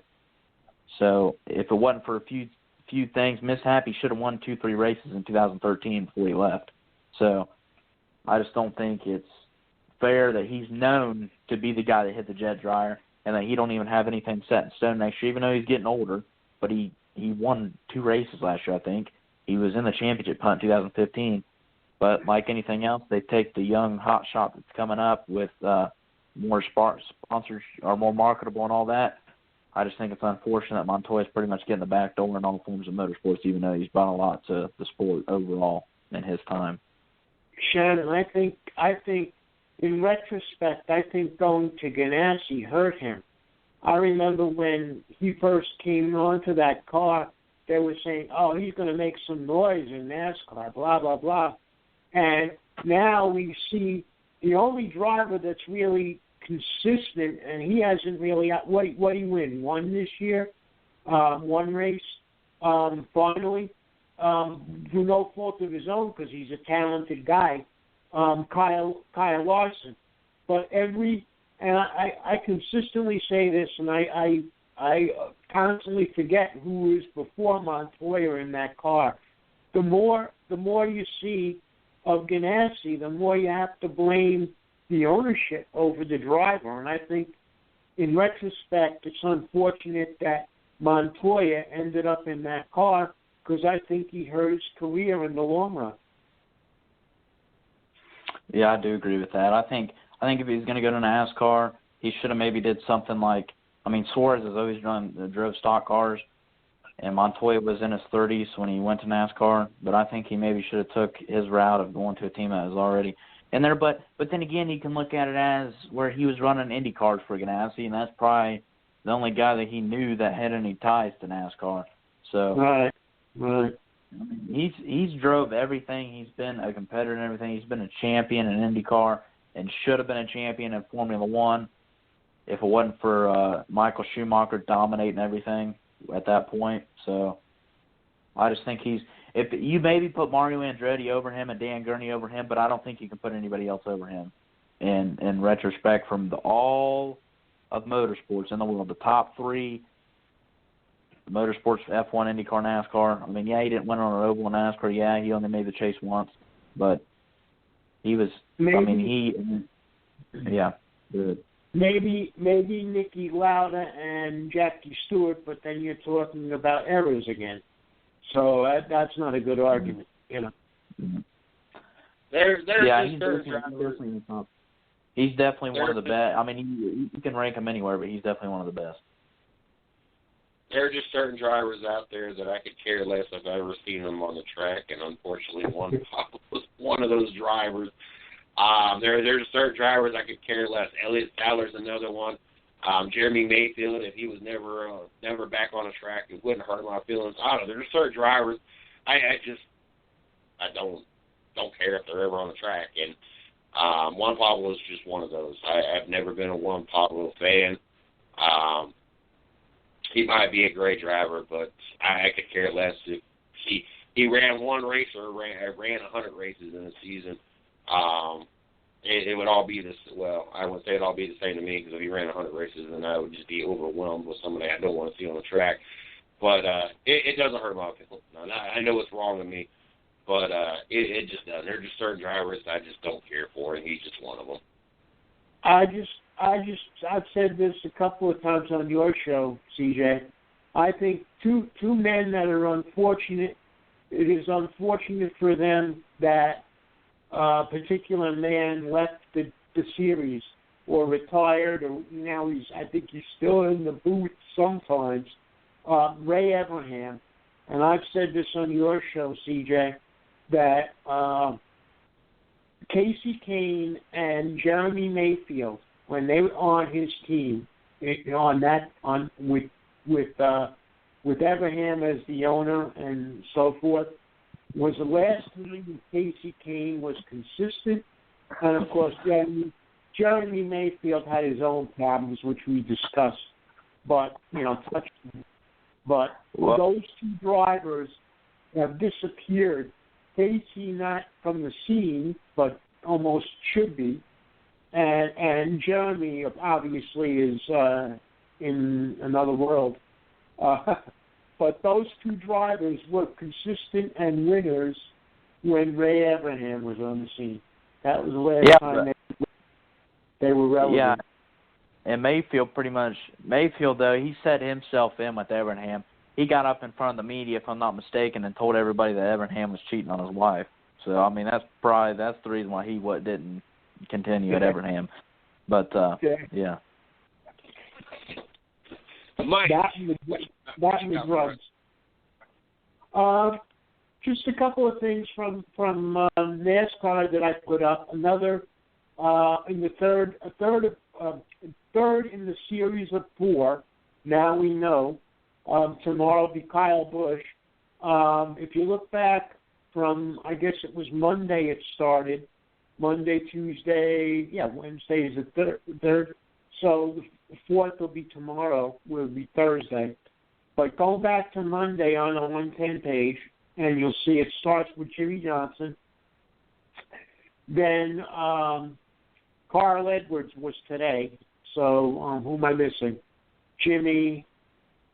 Oh, boy, who's the 4th? Oh, Joey Logano. So Joey is Tuesday. Carl is today, and tomorrow I'll put it up when it appears on NASCAR.com. They did an article. One or multiple journalists did an article on why each driver could win the championship and how. And so each one is profiled each day. And then just obviously not a lot, not a surprise. Again, when you talk about awards, CJ is a happy man because his manager, Terry Francona, won the Manager of the Year in the AL, and the guy on the Dodgers won the NL. And so I put that one up. And I'm not too clear on what else I put up. There was another one in NASCAR, CJ, and I think one other one. I did about 4 of them today that were up that we discussed. Oh, Romo, that was interesting. They asked the fans, and I put it up there and said, we touched on it last night, but it didn't come out till this morning in the media as far as the ones I get that I subscribe to. If Dallas Now, Tony Romo has shown a lot of class. We said it last night with backing up that Prescott. He's going to back him up and not supplant him as number one. But the question remains, if they let go of Tony Romo next year, who does he go to? And I saw Herm Edwards on ESPN say that he thinks the San Francisco 49ers would be interested for him to go to as a bridge, and then also the Jets. And I'm not sure how I feel about that. The Jets having another quarterback, a veteran, yeah, that's a good idea maybe, but if Romo ends up having, again, injury problems, you got an injury-prone quarterback again. And the last time they had that, career-wise, was Joe Namath couldn't get healthy with his knee. So I don't know, what's going to happen there. But they were saying that Chip Kelly would kill to get Tony Romo. So if they let go of him or if they release him, that could be a destination for him. He'd certainly beat out Colin Kaepernick. I don't think San Francisco's a good fit for him. Chip Kelly wants to run that high tempo offense, and Tony Romo is past his prime, and he's not a mobile quarterback. Not enough to be in that kind of offense. You need a Kaepernick in that. You just need someone that's better than a Kaepernick. But you need a Kaepernick or an RG3 or a Cam Newton style kind of quarterback to kind of fit what Chip Kelly is wanting to do over there with that high tempo mobile quarterback. He needs a quarterback with an arm that's accurate. I just don't think Tony Romo would fit out there. But that's just my thoughts. Tony Romo showed a lot of class yesterday with that announcement. I think that even if you're not a Cowboys fan, you now hold a little bit more respect, or at least some respect, for Tony Romo. For all those that have spent many, many years dogging him and hating him or disliking him or whatnot, I think that their views and their opinions of him have changed some now. There's not too many veteran quarterbacks out there, especially what he's put his body through to be the starting quarterback, that would have held that kind of press conference, that would have stepped to the side and let the better person have the position. And I definitely think that I don't know if he did it for a popularity contest, if he did it knowing that, look, my time is numbered here and I need to look good, or if he legitimately just said, you know what, I know right now Dak Prescott is the best fit and the best quarterback for this team. I don't care what his reason it is. I tell you what, he's won a lot of respect and a lot of brownie points with a lot of people for having that press conference yesterday. Well, I don't know, but I've said on a couple of occasions, CJ, when we got into this discussion, and I know Shannon's a Cowboy fan. Shannon, what I said was that it's based on performance, really. I mean, if Dak Prescott only had a moderately successful year, and there wasn't so much talk about him performance-wise, then you don't sit somebody, or a person doesn't lose his job due to injury. But Dak Prescott has been so high above expectations in terms of his performance as a rookie that you could sit down Tony Romo. What's that comment?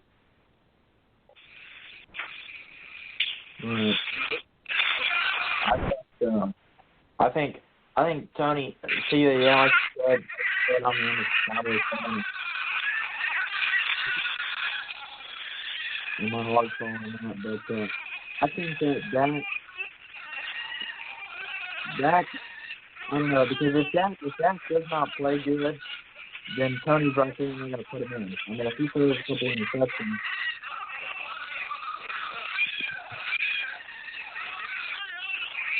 Sorry, have y'all seen the David Blaine video with David Chappelle and Steph Curry and all that? Have you guys seen that video?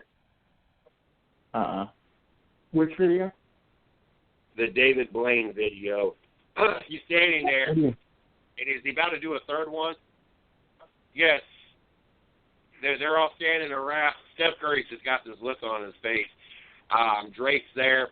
It was on Mike and Mike. If you guys get an opportunity to look at Mike and Mike. But David Blaine, I don't know if he's the neighbor of Copperfield today. I don't know who he is. But he's a card guy.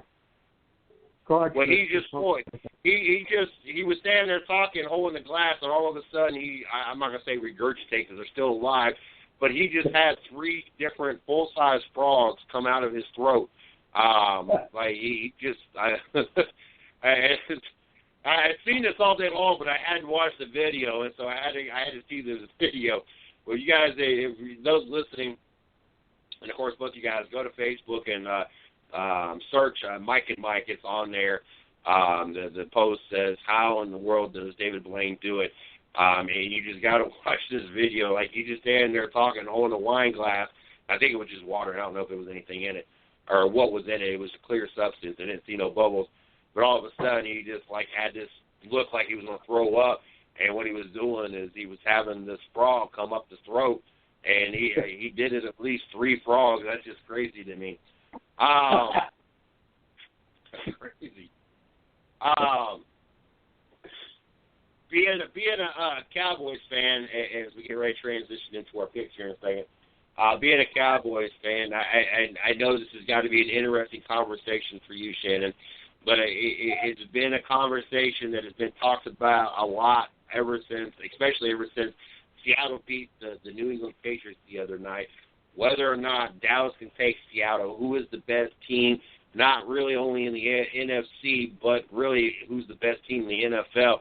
And I think it honestly probably comes down to those 2 teams, especially and I hate to throw Tom Brady and the Patriots out of this conversation, but as of right now, yes, I think it would be the Cowboys, Seattle, regardless which one's 1-2, then probably the the New England Patriots at this point. But if they go toe-to-toe today, do you think that the Cowboys are ready for the Seattle Seahawks? And who do you feel is the better of the 2 teams? Well, I think Dallas could take on Seattle, and I think they match up very well with them because they can control the football. And their defense is not as good as they were at the beginning of the season, Dallas' defense, that is. And it also depends on where they play because Dak is opposite of Romo. He plays very good at home. And he plays very good on the road too, and he plays very good no matter where he plays. You could put him in a back alley with just him. I think he'd play good. But he plays better at home than he does on the road, which you expect that. But the Cowboys, I mean, it's Jerry's playpen. It's not that much home field advantage. People go there just to see the stadium. If you're a Seahawks fan, you go there just to see the stadium and catch the game.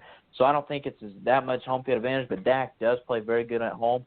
And we all know Seattle with the 12th man, they play really good at home too. So I think if you played at Seattle, I think Seattle would win by a field goal. But I think if you played at Dallas, I think Dallas will win by 2 touchdowns. I really do because I just think that Dallas controls the football better at home. They get their snap counts down better at home. It helps a rookie quarterback when you're at home. And I think they can control any team at home. I really think the only team they would have an issue with would be New England because of the Brady factor and because of the Gronk factor. And they can just pick apart Dallas' defense and score them every time they have the ball.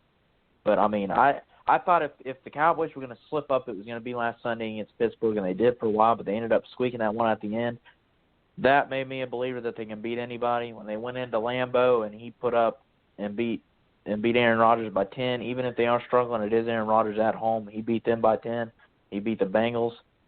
I mean, we'll find out when they play the Eagles again and when they play some other teams. But I think if you put them on the field right now today, I think Seattle wins at home. And I think Dallas wins at home, but I think Dallas wins by a bigger margin if they play at home. I want to make sure before we jump into our NFL picks that I think Fit for Life. You guys can check them out on Facebook, Fit for Life. Also, go to our site, www.the110nationsports.com. On the right-hand side, I got this nice, beautiful, sexy, yes, I said sexy, banner on the right-hand side that says Fit for Life right on it. All you got to do is click on it and see if there's a location near you. 24/7, 365, get your gym on. Courtesy staff, clean facility, all the equipment you need. That is Fit for Life. Make sure you guys check them out. Also got to thank Snafu Seasoning, the official sponsor of Racing with Big Sweat, Thursday night, 9 p.m. right here on the 110 Nation Sports Radio Network.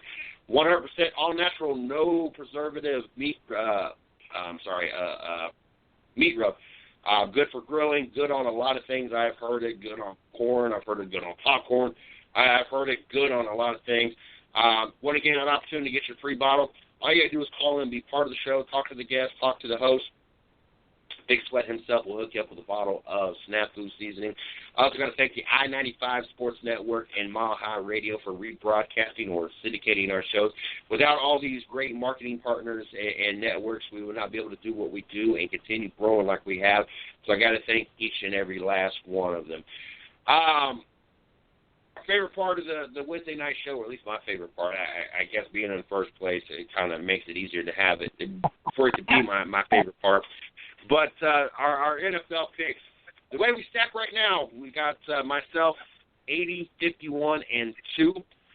Shorty at 78, 33, and 2. I'll be getting her picks later on. Mike, 72, 59, and 2.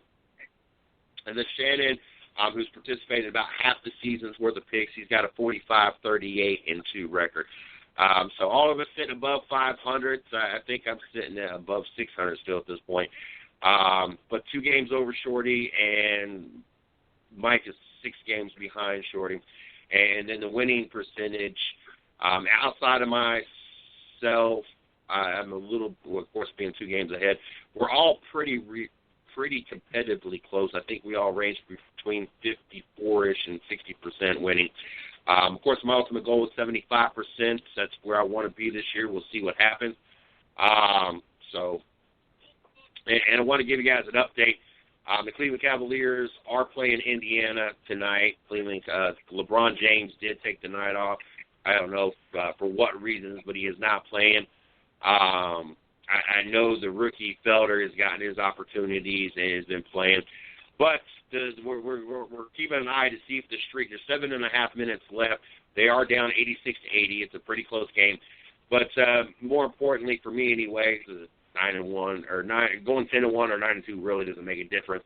But the NBA record streak of 10 games of 10-plus three-pointers consecutive to start off is in jeopardy.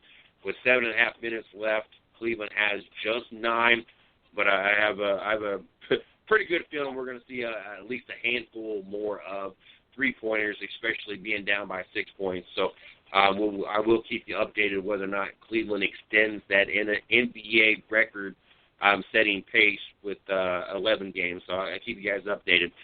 NFL picks this week. I've not even pulled up any games yet this week. So I have absolutely, positively no clue what we're looking at, even starting as early as tomorrow night. But we're going to jump into this. We're going to see what we can give our best educated guess. I can tell you last week Mike did lead the way with a 10-4 record. Shorty came in behind that 7-5. I had a 7-7, and Shannon had a 6-8 record. Not the greatest weekend for myself or Shannon. We're both looking to bounce back this weekend. So let's get into this. We got an hour to do this, so we ain't got to rush so much tonight. It seems to be the trend when it comes to doing these. So week 11. Thursday night. We got an interesting matchup. Gosh, this is an interesting matchup. We got the New Orleans Saints 4-5 and the Carolina Panthers 3-6. Carolina, you let me down last week. I was back on that. I was back on that wagon. I was back to being all in with Carolina turned their season around, and then you fell short. You kind of gave the game away to the Kansas City Chiefs. New Orleans Saints, I guess if any team gave a game away, you gave the game away. A blocked extra point, you let Denver return it to win 25-23.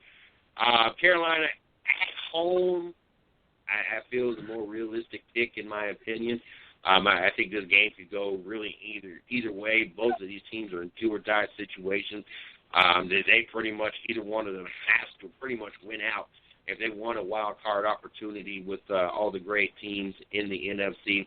The NFC East is going to have a couple representatives that make it tough for a wild card. The North, as long as Green Bay can turn things around, and Minnesota, you win 5 and then you lose 4, so that's hard to say. But it's going to come down to a couple of these teams, one of these two teams probably for a wild card opportunity. Carolina at home, that's who I'm going to go with. Mike, who you got? I got New Orleans. I just think with the two teams both struggling, I think Drew Brees is going to have a good game against Carolina. I like New Orleans in that game. I'm going to take Carolina only because New Orleans does not play very good, and they never have played very good on the road. So I'll take Carolina at home.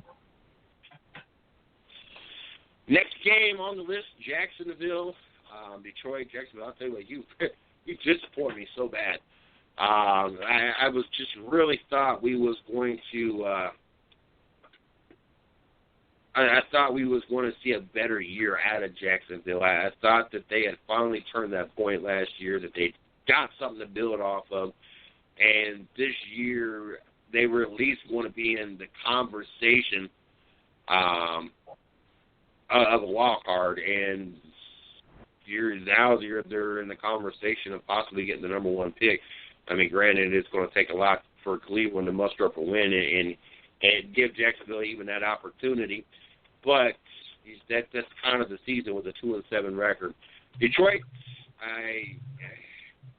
I want to get excited about Detroit.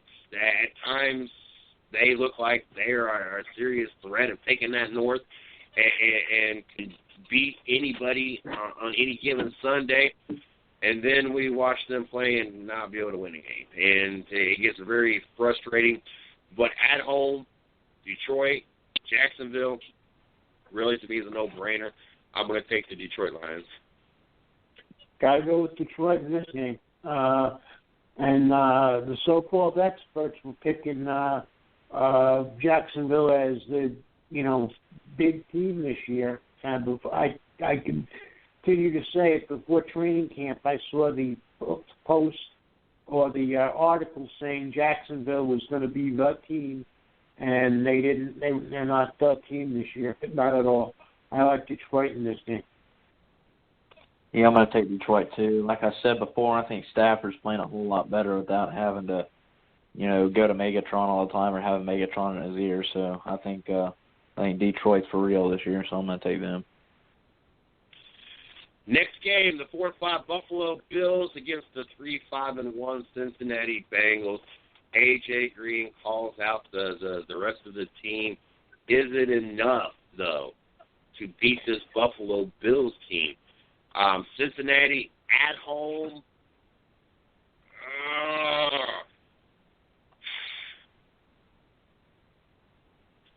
This is probably going to be the game that I really regret picking who I picked, but at home, Cincinnati, you're only at week 11. It's not week 15 or 16 or 17 when Andy Dalton's going to fall apart like he does every year. I think I think Cincinnati can win one at home over Buffalo. I'm going to take the Bengals. I got Buffalo in this game. Rex, as soon as Rex leaves the Jets, he's having them playing well. I mean, they're up and down sometimes, but he has the Bills, believe it or not, playing better than everybody thought they would. I'm going to take the Bills in this game. Yeah, I'm going to take the Bengals. I mean, at home, like you said, Green's been balling out even though they've been losing. And I think Buffalo, if I'm not mistaken, they've dropped 3 in a row. So I'm going to take Cincinnati to rebound this weekend after a loss last week and get the win. Next game on the list is the Chicago Bears, 2-7 Chicago Bears against the 6-3 Giants. I tell you what, the Giants are having a good year.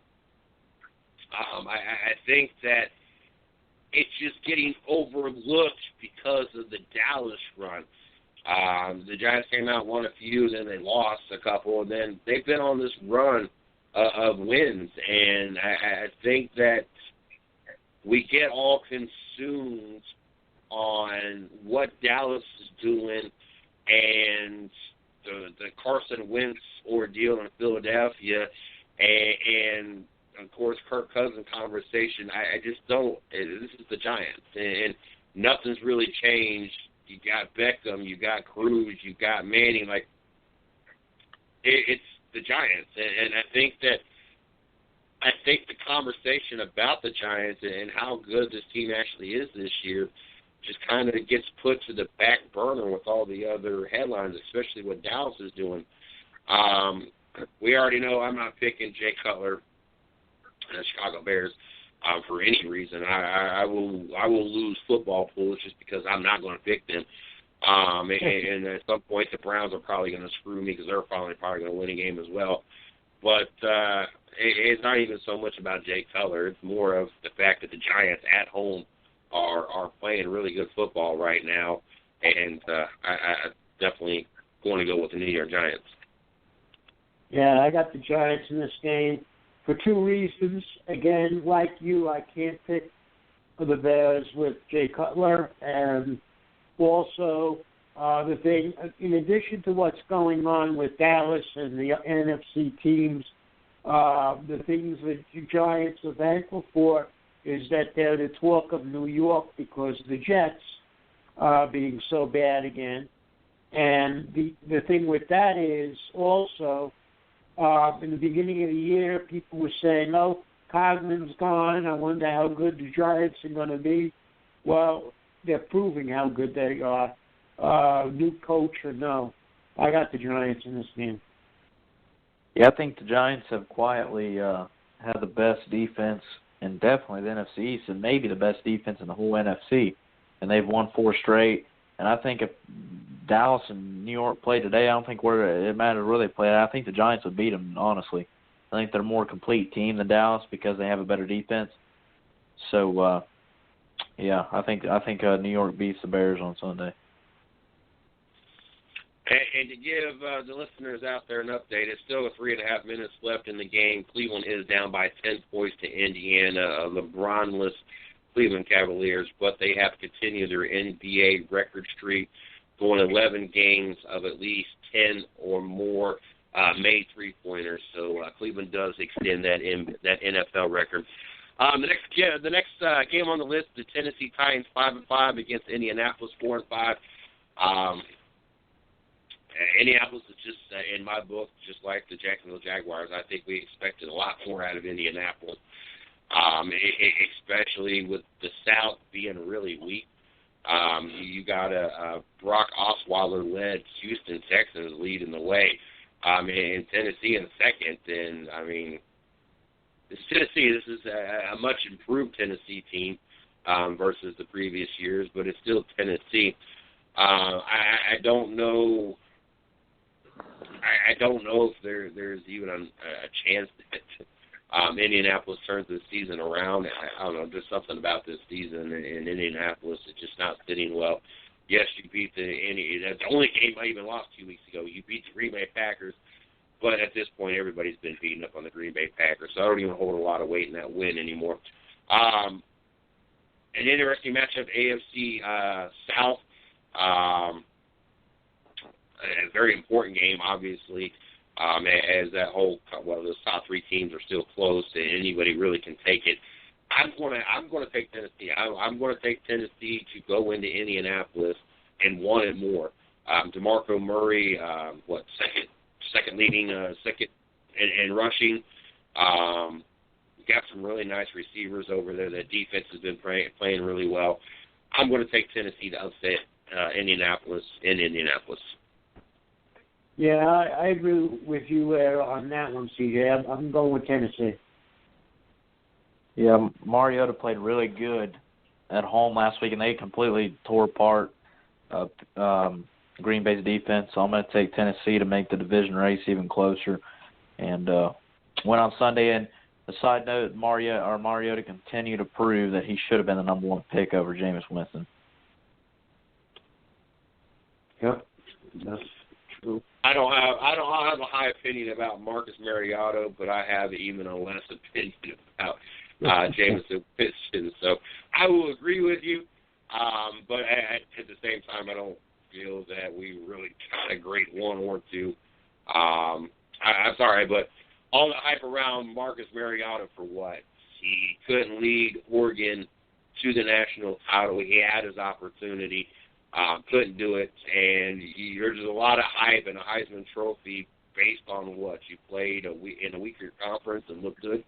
If you put Marcus Mariota in the SEC or the Big Ten, I don't think we have the same conversation about him. In college, I think playing out in Oregon, yes, there was a lot of attention because Oregon and their schedule is not the SEC or the Big Ten. I'm not trying to take anything away from Stanford and all those guys out there, but it's not. And that's kind of what got him into the NFL. And I don't see him leading a team to a Super Bowl victory. You couldn't do it in college. I don't know. That's just my opinion. The 4 and 5 Pittsburgh Steelers coming off their loss to the Dallas Cowboys. The 0-10 Cleveland Browns coming off their loss to the previous 10 teams.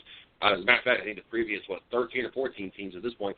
But on a side note, yes, the Cleveland Browns still technically, mathematically, still could win the AFC North. But that would require Cincinnati beating Baltimore twice, Baltimore only winning one game, the Steelers losing all the games, and Cleveland winning out.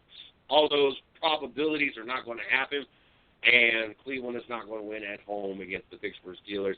I'm taking the Steelers. I got to take the Steelers, CJ. Yeah, I'm going to take Pittsburgh, too. They're coming off of a tough loss, and I don't think they're a team that comes off a tough loss and doesn't find a way to get better because of it. Most good teams find a way, too, and I think Ben lights it up against a college-type defense that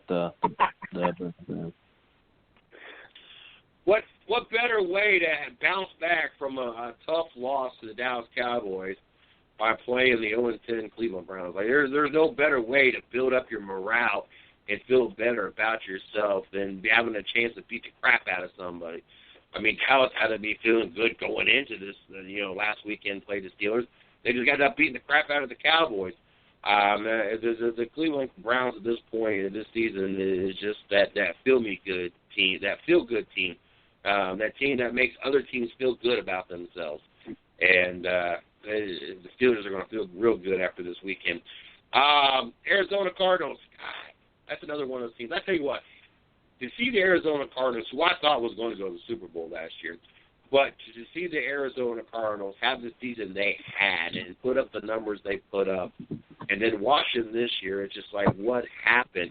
You went from a team, I think they won, 13-3 or so, 12-4, 13-3 last year. Only reason they didn't win their division, any other division, I think they would have won the division, but you had the 16-0 Carolina Panthers. And I don't know what happened in that NFC Championship game. That was not the same Arizona team that I had watched all season long. To watch them do all that, to go 4-4-1 this year so far, is just rather disappointing. But you got an opportunity to play Minnesota, who started off the season 5-0. Great. And now we're sitting 5-4, 4 straight losses. Kind of lost their identity at this point. Their corner, Norv Turner, is done left. That defense is now looking so impressive at this point. And Sam Bradford, we're starting to see the Sam Bradford we know. I got Arizona. I'm taking Arizona to go into Minnesota and do something that 4 weeks ago, even 3 weeks ago, even 1 or 2 losses, 5-1, 5-2, I don't think I would have said it about Arizona. But after watching Minnesota just kind of come apart in 4 straight losses, I feel pretty confident in this pick. I'm going to take Arizona in Minnesota to win. Yep, I got Arizona too, CJ. As I pointed out earlier this week, they lost, as you said, they lost their identity, and as I pointed out, they lost their kicker as well. So they have a lot of things that are wrong with them internally and as a team. And I picked Arizona in this game. Yeah, I'm going to take Arizona, and I said it a few weeks back, and you just said it. Sam Bradford, he's turned back into Sam Bradford. So, I mean, and their offensive line is bad just like he is. They have like 3 backups on their offensive line. Arizona, they got Bruce Arians, they got Palmer, and they had, like you said, I think they had the best offense since the Greatest Show on Turf last year. So I think that they find some way to win this game, and hopefully for them get their season back on track. I think Arizona wins. Damn, I just turned my screen off. The next game on the list, the Baltimore Ravens, 5-4 Baltimore, needs this win badly to stay ahead of the Pittsburgh Steelers, who will go 5-5.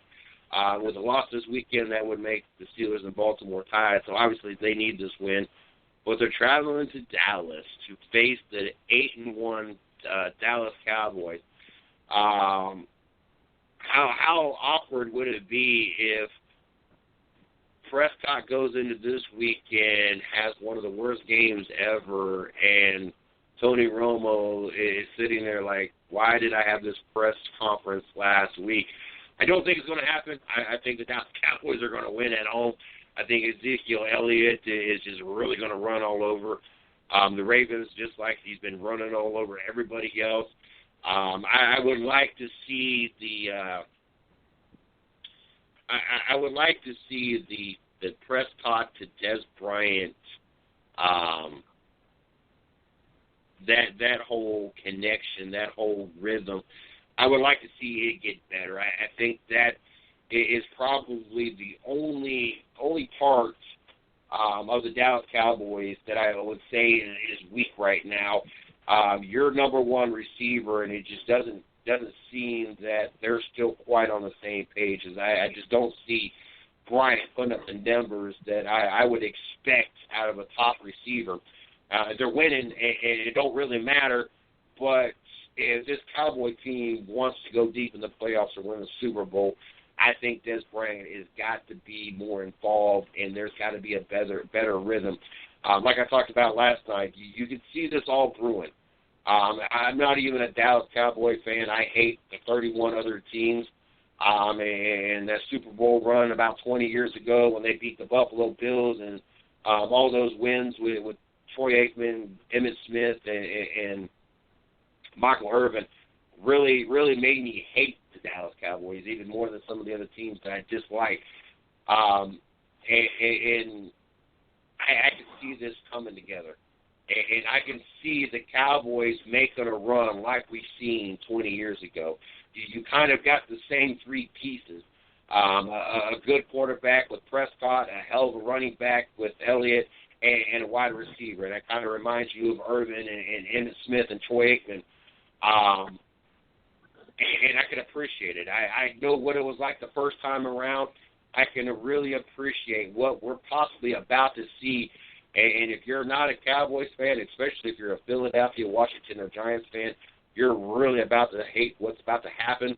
But I can see the Cowboys making a run where we're going to see them in the Super Bowl, if not this year, but in the next few years. And when I say see them in the Super Bowl, I'm not talking just a one appearance and one and done kind of situation.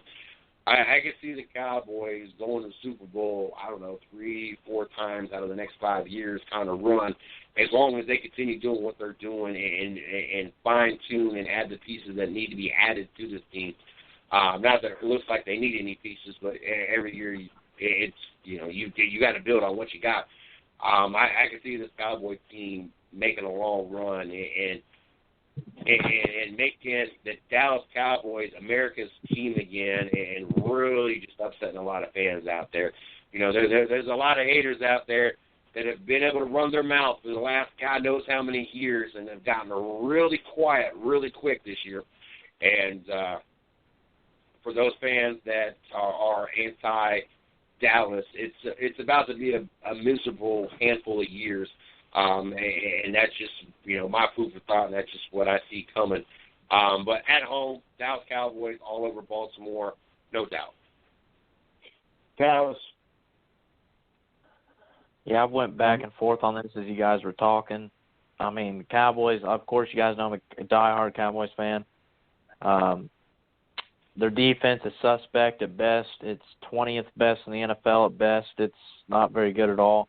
The secondary, they've lost 3 players in the secondary over the last month. Morris Claiborne, Orlando Scandrick may be out this Sunday with a concussion. I mean, all they got pretty much is Brandon Carr, and he's had 1 interception in the last 5 years, and he's getting paid Darrelle Revis money to be suspect at best. So I went back and forth with this, but I think the way I see it is I think the Cowboys win, but I think they get smacked in the mouth in the first half, kind of like they did against the 49ers earlier this season off a big win against the Redskins. Similar situation, they're coming off a big win against the Steelers. I think they could go down 10-0, 14-0. But the thing is, when you have a running game like Zeke, you got an offensive line that they have. You have wide receivers. I think Beasley's the best receiver on that team right now. I mean, Dez has come alive the last few weeks with 3 touchdowns in the last 3 games and over 300 yards. But I think that I think they get punched in the mouth early, but they find a way to rally back, and that sets them up for this stretch. It's rarefied air, but it may be a stretch to end the season with 15 straight wins and be 15-1 and break the franchise record of 13-3. But they have to get over this big win, big momentum, big whatever situation and come back down to earth. And I think it's going to take getting smacked in the mouth in the first half and having to look at each other saying what the hell happened in the first half and finding a way to come back out and regroup in the second half like they did earlier this year at Santa Clara. But I think they win. Like I said earlier, Dak plays better at home. Zeke probably plays better at home. So I think that the Cowboys find a way to win this game, but I think they do get smacked in the mouth real hard in the first half and have to come back.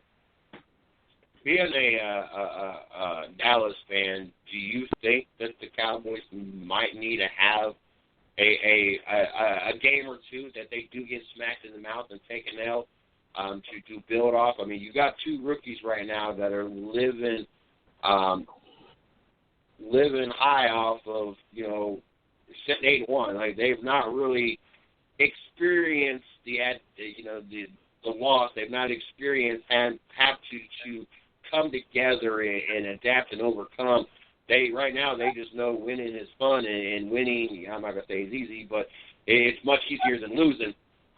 Do you think that before you get to the playoffs, maybe they need to take at least one loss and a tough loss to kind of make sure that that they're not getting too cocky for their own good? Well, I think it's the Carolina Panthers factor. Like last year, the Panthers lost 1 game late in the season, but they weren't really playing to their best ability. They lost 1 game in the regular season. Cam Newton's cocky. He's this, he's that. He's high in the sky with wins, and they go and they get absolutely punched in the mouth after they fly through the playoffs, playing every game at home and going to play a really solid defense. I think the difference is the Cowboys don't have the best schedule. They don't play the Patriots. They don't play the Cardinals, which aren't the best team, but they're good at home. They don't play the Seahawks.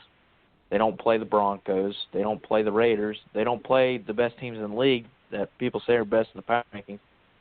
I think it could help them to get smacked in the mouth, but I think the difference is Zeke comes off as a cocky guy, but watching him at Ohio State, he's very poised. He's very a team player. He's very this, he's that. He do whatever he needs to win. I think Dak is one of the most poised quarterbacks in the league, maybe Tom Brady-type poise. And, yes, he's only played 8 games.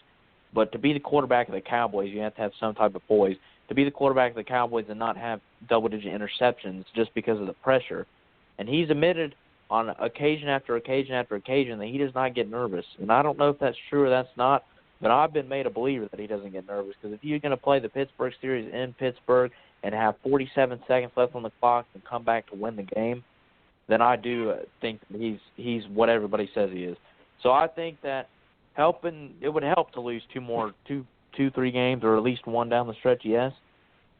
And I think it comes Thanksgiving. I think we lose to the Redskins on Thanksgiving. But if we don't lose, I don't think it would affect them as much as it affects the Panthers. I'll just say that. I'll say this, Shannon, he doesn't play like he's nervous. Yeah, that's true. That's very true. Then the next game on the list, speaking of one of the quarterbacks that should have gone number one, Jameis Winston and the Tampa Bay Buccaneers 4-5 going against the Kansas City Chiefs. Before we pick this pick, is the AFC West not getting enough attention and enough talk? I mean, you got the Denver Broncos. They're either 6-3 or 7-2. I think 6-3. You got Kansas City 7-2. You got Oakland 7-2. You're looking at probably a division winner and two wild card teams right there in the AFC West, and it just doesn't seem like we are talking about any of these teams enough. You're talking about Oakland, a team that we knew was coming together, and I think they're coming together a little quicker than I thought. I thought they were a legitimate wild card team, and that's what they might end up being, depending on how the rest of these games play out. We knew Denver had the best defense in the NFL, at least going into the season, and they're still, obviously, with the rookie quarterback, that defense is playing really good to keep them in games and winning games. And Kansas City, we kind of seen this last year. They started off rough, but they ended up making, 10 straight wins or whatever, so we knew Kansas City had this in them. So these are all three legitimate teams. It's not like, their schedules are just weak and they just happen to, all be doing, have good records. No, all three of these teams are legitimate teams. So do you guys feel that the AFC West is really not getting the attention, or there's not enough talk about what these three teams are doing that maybe they do deserve? I think part of it is because they're in the West, but statistically, or not even statistically, every year it seems they are considered, because of the teams that are in the division, a strong, in the beginning they said, oh, this is the strongest division or one of the strongest divisions. And then, like you say, they don't get talked about until, playoff time. But the other thing that came across my mind when I was listening to you say that, CJ, is you have to poll the people from Mile High Radio and see what their fans are saying. I can bet that they're talking about Denver a lot, out there. Yeah, I think one of the reasons I think is because they're not flashy. I mean, yeah, the Raiders are flashy. The Raiders are what they are. And I think the Raiders have gotten the respect, and they've been talked about a lot. But as the whole division, as you're saying, I think the Broncos, they're very suspect on offense. They don't have a star quarterback like Derek Carr or a quarterback in the MVP race. They don't have Peyton Manning controversial or Brock Osweiler there anymore. They're just a solid team with solid defense, and they've struggled as of late in 2 games, been able to pull them out at the end. But I think Kansas City, we haven't heard of Kansas City very much at all this year, and they're sitting at 7-2, like you said, leading the division because of a tiebreaker. But they started out 2-2 and very suspect, and they've won 5 straight. So I think that because they're not flashy, I think they don't get the credit. But like you said, the playoffs started today. They would get 3 teams in the playoff, a division winner and 2 wild cards, just like the NFC East would. And, I mean, that has not happened a lot in the history of the NFL. And I think that would be very cool for the NFC or the AFC West to get that when they aren't being talked about, like you said. And I don't know the reason why, but I think that maybe because outside of the Raiders, the other 2 teams are not flashy at all. They're just solid, and they know how to win games. Yeah, like one unit is holding them up, like Denver with the defense and everything else. But, I think I'm correct in one thing. Every year it seems that I'm always reading, the AFC West is strong or it's really strong, and they are. But the thing, and you were mentioning Kansas City. That's another thing with them, is they're streaky. They're known every year to start, when they start slow, like you say, they started like 2-2, and then they rip off 5 in a row, 6 in a row during the middle of the year, and nobody notices until they look at the record. Wow, how did they get to be 7-2? And Kansas City's played a lot like that in years, in past years also. So the teams are playing like they normally do, but because of the way they play, and like you say, they're not flashy, That's what, they're steady, not flashy. That's why they're not being, nothing's jumping out at you if you're not in areas. Kansas City is at home against the Tampa Bay Buccaneers. Needless to say, I'm going with the Kansas City Chiefs. Who do you got, Mike? Gotta go with Chiefs. Yeah, I'm going to take the Chiefs, too. The next game on the list, this is interesting to me, anyway. You got the 5-4 Miami Dolphins, who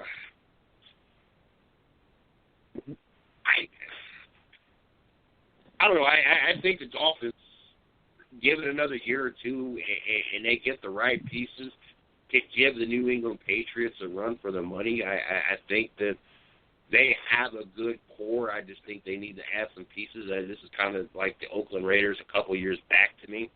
I don't know if Tannehill will ever be any better than what he is now, but I think Tannehill is good enough that you get the right pieces around him on this particular team. They can possibly take the AFC East. Going against the Rams, who come off a win, but couldn't even score a touchdown to win. Now you're going to go with your rookie quarterbacks who didn't look very good in your preseason.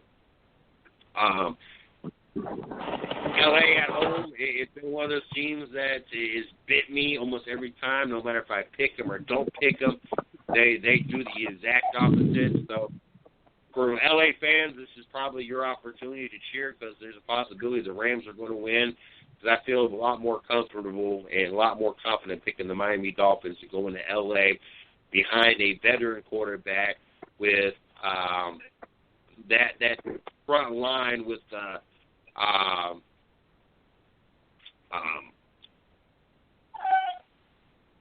wow, am I drawing a blank? Nomical Sue, Mario Williams, and Jordan, or no, was it Wake Jordan? Jordan Wake? What it was? The other? Yeah. I can see his face too.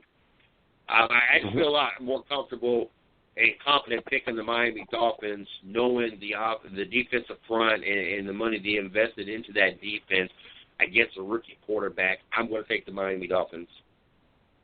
Yeah, but I just have a feeling the coaching staff will dress their scout team in jet uniforms, and Miami will be prepared. And Miami, I got to pick Miami in this game.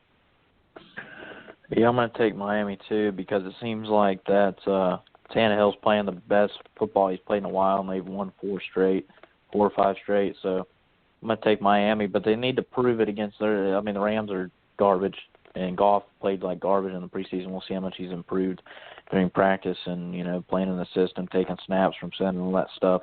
But he didn't play good in the preseason. So but Miami's got to prove it against a really good team. And the Rams aren't that, but I think they get a win and stay in the maybe a wild card conversation because they're not going to win the division, obviously, with Tom Brady in their division. But, yeah, I'm going to think Miami wins and gets themselves even closer to maybe a wild card bid. Next game on the list, the New England Patriots are going to travel to the West Coast to play the 1-8 San Francisco 49ers. After a loss to the Seattle Seahawks, I still do not bet or pick against the Bill Belichick system. It takes a better team and a better defense to beat the Patriots. As individuals, I don't think the Seattle defense is great, but as a core, as a unit, they are amongst one of the best defenses we've ever gotten to watch.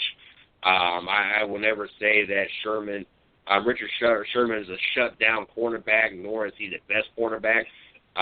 When he guards the number one receiver every time and runs and defends them throughout the whole route, then I might change my opinion. But he doesn't. He doesn't always guard the number one. It's whoever comes on his side. He's not assigned to the number one receiver, nor is he assigned to cover him throughout the whole route. It works for them. It is great for them. Get a lot of safety help. But I would never label him as a shutdown corner because the fact is that's the way their defense plays.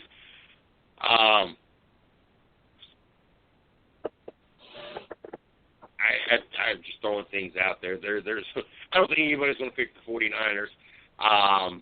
But back to my point, the New England Patriots coming off a loss against a team that's just legitimately better. Like I said earlier in the show, I feel that Seattle could arguably be labeled as the number one team. Until Dallas hiccups, okay, I have no problem with Dallas being the number one team in the NFL, but Seattle's right there, and so I can't think any different of Bill Belichick, his system, or Tom Brady. And after watching the commercial, I think even more of Tom Brady right now. I'm going to take the New England Patriots against San Francisco. Yeah, go back to what we said or what I said in the beginning of the year all along. New England may slip here and there and lose a game during the regular season, but they don't lose 2 and 3, and they don't go into losing streaks. So I got to pick New England. Yeah, I'm going to take New England, too. I mean, they got Brady. They got the best coach, although they're without Gronk probably this weekend. But, they're playing the Niners, and I'm sure that Kaepernick, he's garbage. I mean, what else can you say? He's garbage. So I think that, the Patriots win. Have we, refresh my memory, have we ever seen another team have a run like the Patriots? I understand they ain't won the Super Bowl all the time, or made it to the Super Bowl all the time. I understand that they lost to the Giants twice in this run, but their dominance over the AFC, their dominance of being in the Super Bowl and winning the Super Bowls they have won, just overall, their record for the gods, you're looking at the last, 12, 15 years, somewhere in that ballpark figure. Do you guys, either one of y'all ever recall another team that has been as good and played to the level that the Patriots have played for such a long period of time? No. Maybe the – good. Maybe who?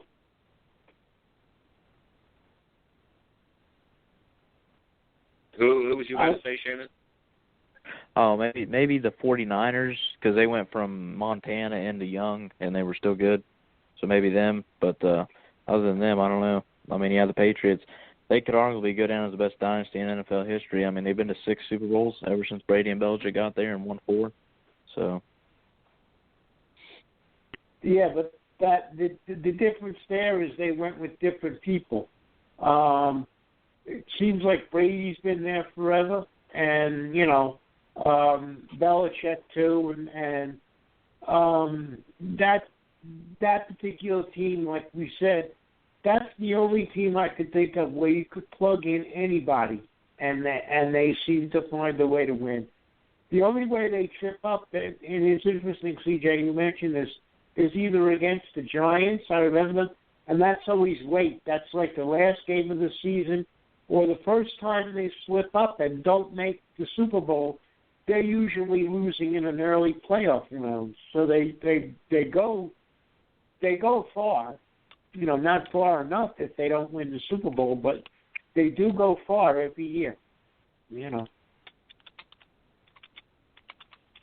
I could see throwing in the even though they went through a couple quarterbacks that in that streak or that run, I could throw the 49ers in there because to me it wasn't about being one quarterback. To me it was about a team showed that kind of dominance and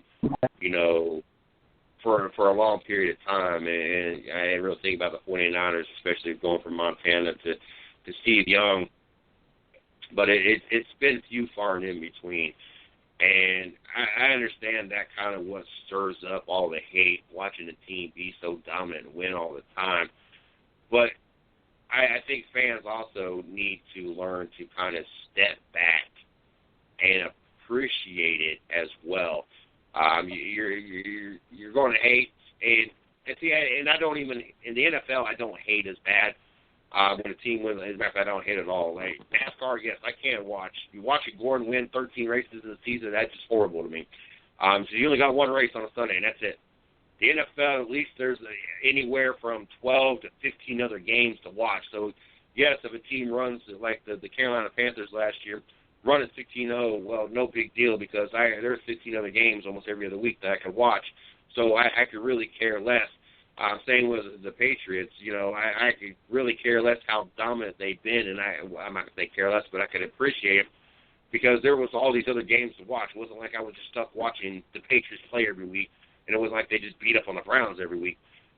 So I think that especially as this era comes to an end, because we know Tom Brady's only got a few more years. He's, 40 years old.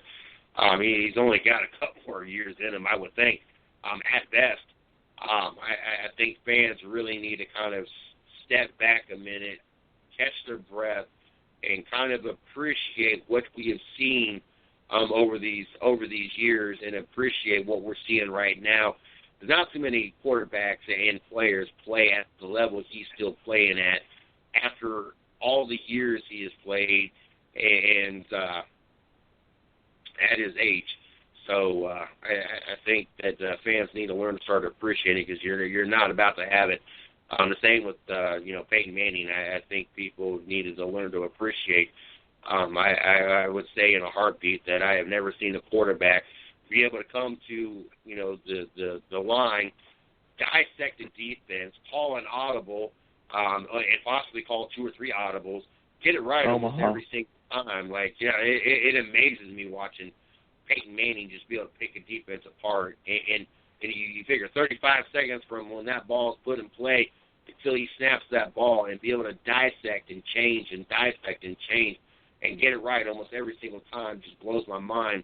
And I learned to have a certain appreciation for Peyton Manning for that. And, I was talking to someone today, and they were talking about Bill Belichick, that he should be our war strategist. And, just what he's done with the Patriots and how well he strategizes and breaks down things, that he should be, who leads our military into war.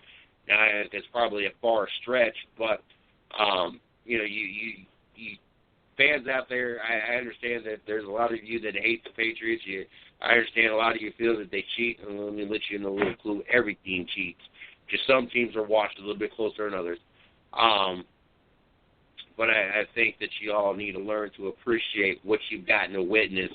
Not every generation's gotten to witness what we gotten to witness, and it's about to be over. Next game, Philadelphia Eagles 5-4 going into Seattle. That's probably the key word, the key part of that whole sentence, going into Seattle. Just got done saying that Seattle arguably could be the best team in the NFL until Dallas hiccups. I'm fine with Dallas being labeled that. There's not going to be a hiccup this weekend. It's in Seattle. I'm going to take the Seattle Seahawks. Yeah, I got to take Seattle, and they're in Seattle with the 12th man and everything else. I got Seattle in this game. Yeah, I'm going to take the Seahawks. Russell Wilson, he's playing really, really, really good right now. So I'm going to take them. Another team that I think is not getting the recognition they should and is flying underneath the radar, and a lot of it's got to do with just how the Giants are playing, and a lot of it's got to do with, or more of it's got to do with how the Cowboys are playing. But the 5-3-1 Washington Redskins, I don't know if because it's Kirk Cousins, the quarterback, and people just don't want to give this team credit, don't want to give Kirk Cousins the credit he really deserves. The quarterback's almost pretty much a 70% thrower, doesn't completion percentage. He doesn't throw a lot of interceptions. He might not wow you with his running skills. He might not wow you with the total yards that he throws per game, but you've got to recognize and respect what Kirk Cousins is doing with this Washington Redskins team. Got him in the playoffs last year, and you're sitting 5-3-1 right now, which has got you in the wild card spot right now. Going against Green Bay Packers, and I don't know if anybody has any clue what's going on with the Green Bay Packers, but everybody's left scratching their head. This is a team that started off hot. It has really kind of come apart. It's Aaron Rodgers, and I don't know, maybe we put too much weight into it being Aaron Rodgers. and just assume he's going to double-check them into every game and win. I don't know. But the Green Bay Packers are looking really rough right now. And Washington, like I said, is a team that I think is just underrated. I don't think they're a Super Bowl winning team. They might win the first round, be done team in the playoffs, but I think they're at least playoff contending team. Any other year they might be division winning team, but I think Dallas and Giants just are that much better right now. But I think Washington is better than Green Bay, especially at home. I'm going to take the Washington Redskins. With the exception of this year, I've seen Aaron Rodgers pull enough games out of a hat at the last minute and everything, and so I don't know what's going on there. But I can't not pick Green Bay in this game. Yeah, I'm going to take the Packers, too. I mean, I want to make sure, hold on. I want to make sure I heard that right. You are picking Green Bay, Mike? Green Bay, yes. Okay, that's why I want to make sure I heard that right. All right, go ahead, yep. Shannon. Yeah, my bad on that. But I think that Green Bay wins also because, I mean, it seems like they lose a couple, win a couple, lose a couple, and they've lost a couple in a row, or lost one in a row or whatever, and they lost the Cowboys a few weeks ago. So I think they bounce back and win Sunday against the Redskins, and maybe somehow that sends their season off on the right track, and they make a playoff push. And their division's still wide open. Detroit's not that far ahead of them. They're only about a couple games, if that, ahead of them. So I think that the division's still there for the grabbing, and it's getting to that point of the season where Aaron Rodgers has got to put all this sideshow stuff of his relationship with the coach, his relationship with the offensive coordinator, his relationship with his brother, all that, whatever. But dating a celebrity, all that needs to go behind, and he needs to focus on winning games and getting back to playoffs. But I think it starts Sunday, and they win and beat the Redskins. Houston travels Monday night to play the Oakland Raiders. Both teams having a really good season. Even all the talk with Brock Osweiler and the fact he's being overpaid.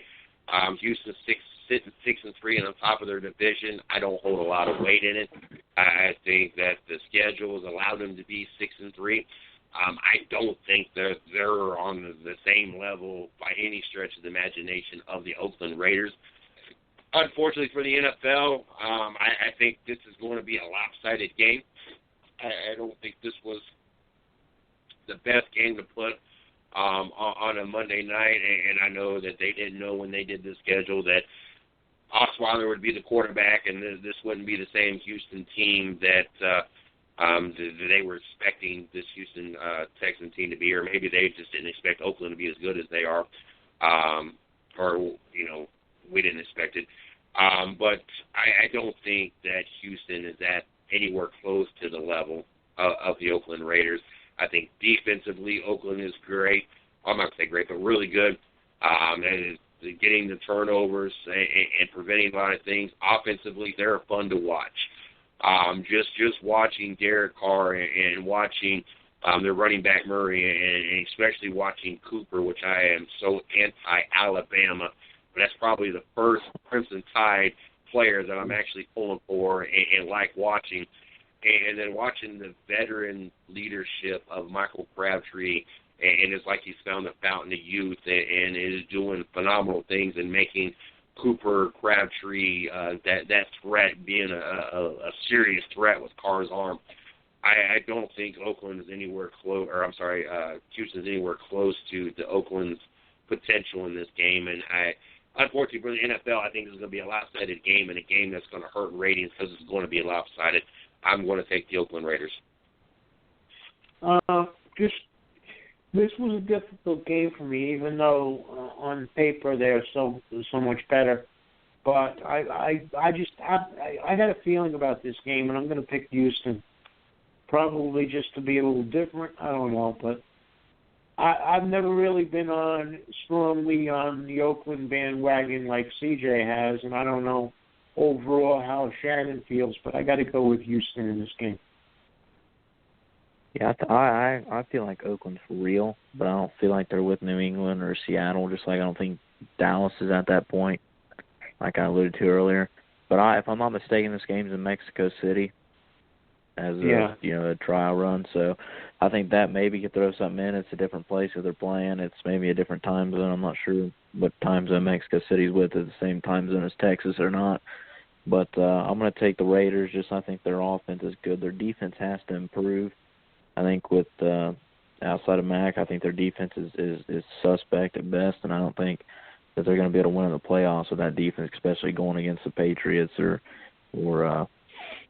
some of their Ben. If they make the playoffs, their offense is really good. They showed that against Dallas, game being back and forth with 7 lead changes. So I think I'm going to go with the Raiders just because they have that high-powered offense and they'll overpower Brock Osweiler. Oh, goodness.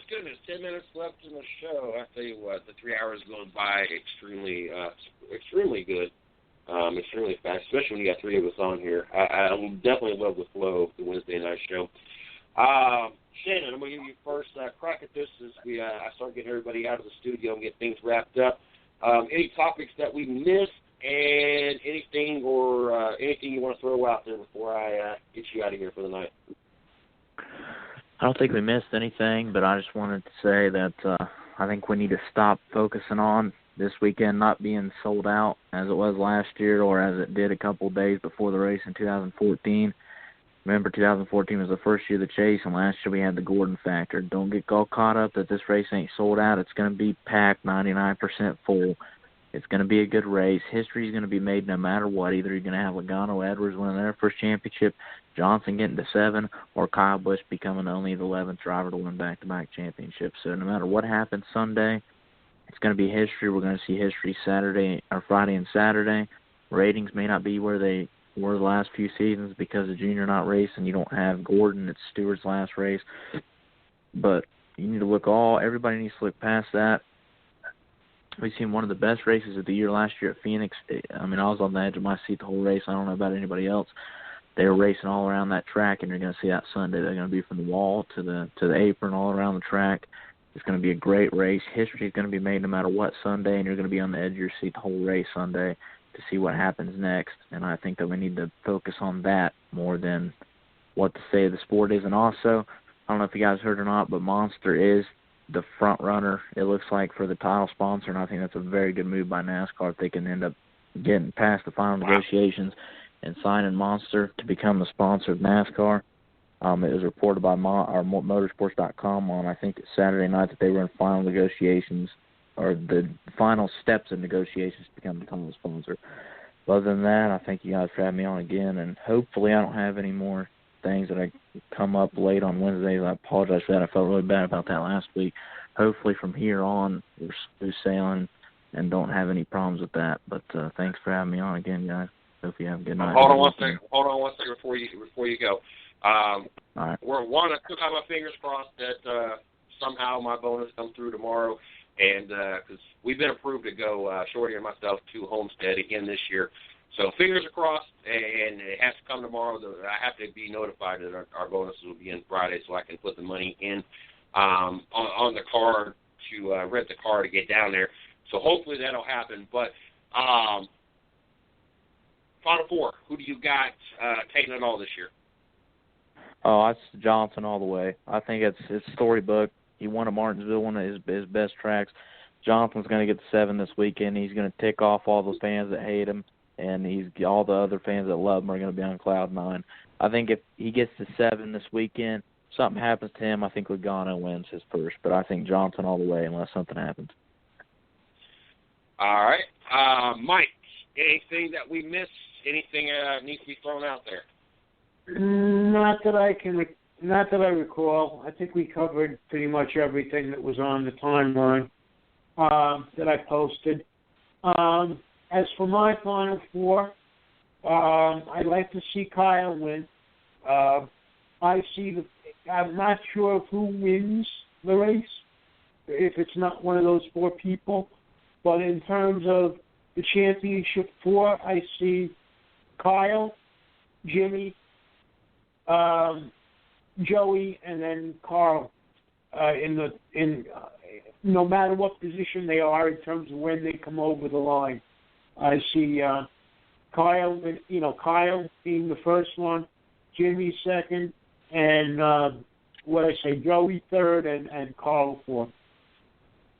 You know, it's funny because with this Final Four, I think outside of cousin Carl, and he's not the most popular, he's not as popular as he once was, but out of those four, I think Carl Edwards is the only one that can win that wouldn't piss off a lot of people. A lot of people don't want to see Jimmy Johnson get 7. A lot of people don't want to see Kyle Busch, and Joey Logano has a lot of haters out there as well. I think Carl Edwards is the only one that could win this weekend, especially for those that know the fact that he tied Tony Stewart a few years back and lost the tiebreaker because of the win. And it kind of felt, bad. How do you tie, all season long you come to a tie? But I think Carl Edwards is the only one that really could win this one and not piss off a lot of people. But with that being said, I'm going with Kyle Busch. I think Kyle Busch solidifies what I think Kyle Busch solidifies what everybody bitched and moaned and cried about last year. Oh, he didn't do a complete season. He should be crowned champion. I think this is an opportunity to shut all that up, go back to back, and and like we discussed, with I think I discussed with Steve. We watched Richard Petty be the greatest of his time. We watched Senior be the greatest of his time. We watched Jimmy Johnson be the greatest of his time. We watched Gordon kind of be that person that kind of transitioned us from Senior to Jimmy Johnson. Now it's Kyle Busch. I don't know if he's going to be the next great or he is our next driver that holds us over until we see the next great. That's yet to be determined. But I think Kyle Busch works on that and really solidifies his name in the NASCAR community. I got Kyle Busch. I want to thank both of you guys for joining me tonight. Looking forward to tomorrow night, Racing with Big Sweat, 9 p.m., brought to you by Snafu Seasoning. Don't forget, Friday night, 8 o'clock, right here on the 110 Nation Sports Radio Network. We got Hot Laughs with Stats. Real quick, who do you got joining us tonight, or joining us Friday night, Mike? 2 good guests. Bob Finan, celebrating 40 years in auto racing on Long Island. And we'll talk to him about his career and hopefully it continues for years to come. And also Kenny Darch, a NASCAR Tour Modified driver and Riverhead racer who will be participating in the upcoming Turkey Derby in Wall Stadium, New Jersey. Paperwork's been submitted for Hannah Newhouse. Hopefully we'll get her into the Snowball Derby. She did get up with Miss Lee after we had her on the show and said she would definitely be interested in representing the 110 Nation down there. If you don't know Hannah Newhouse, you need to Google Hannah Newhouse. Very energetic, bubbly, fun person to interview. She worked for the K&N series as media. She's had a show on ESPN. She's run ARCA series, K&N series. Drove for David Gilligan and Toyota Racing last year. One of our most frequently visited drivers drove the Boise State machine. So hopefully we get a response that we like to hear from all of the people we submit to, and we get a yes. We'll find out that here very soon, obviously, with being a couple weeks away. And fingers crossed, everybody cross their fingers, and keep us in your thoughts. And I don't want to say prayers, not because I don't want to be religious, but getting to go to Homestead is, I don't think, one of the things that you need to pray for, just like I don't believe you need to pray to win a game. I think there's more important to pray about. But keep us in our thoughts and fingers crossed that the finances come in tomorrow, that we're able to pack the car up, rent a car, pack it up, and head down to Homestead. I had a great time last year. I hate being approved for stuff and not be able to follow through. I feel that I take a spot from someone else when that happens. Didn't know a couple months ago we would be in the financial and personal situation that we're in. So just keep us in your thoughts and fingers crossed. Don't forget to follow us on, check us out on Facebook, 110 Nation Sports. I got to say, Fit for Life, Snafu Seasoning, I-95 Sports Network and Mahi Radio for being part of the 110 Nation and help us continue to grow. Once again, thank you, Mike. Thank you, Shannon, for joining me. Had a blast tonight.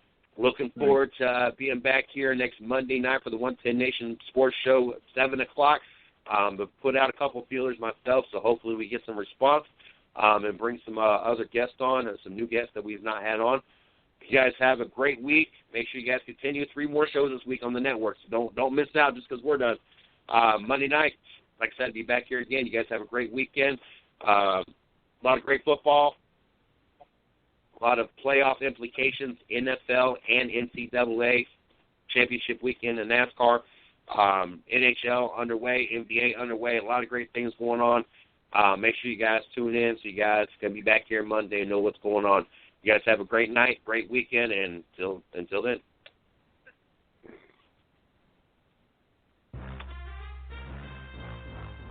Thanks for listening to the 110 Nation Sports Show with Mr. CJ Sports. You are a part of the 110 Nation, so be sure to visit the110nation.com for everything related to the show. You can follow CJ on Twitter at 110Nation and on Facebook at 110 Nation Sports. Until next time.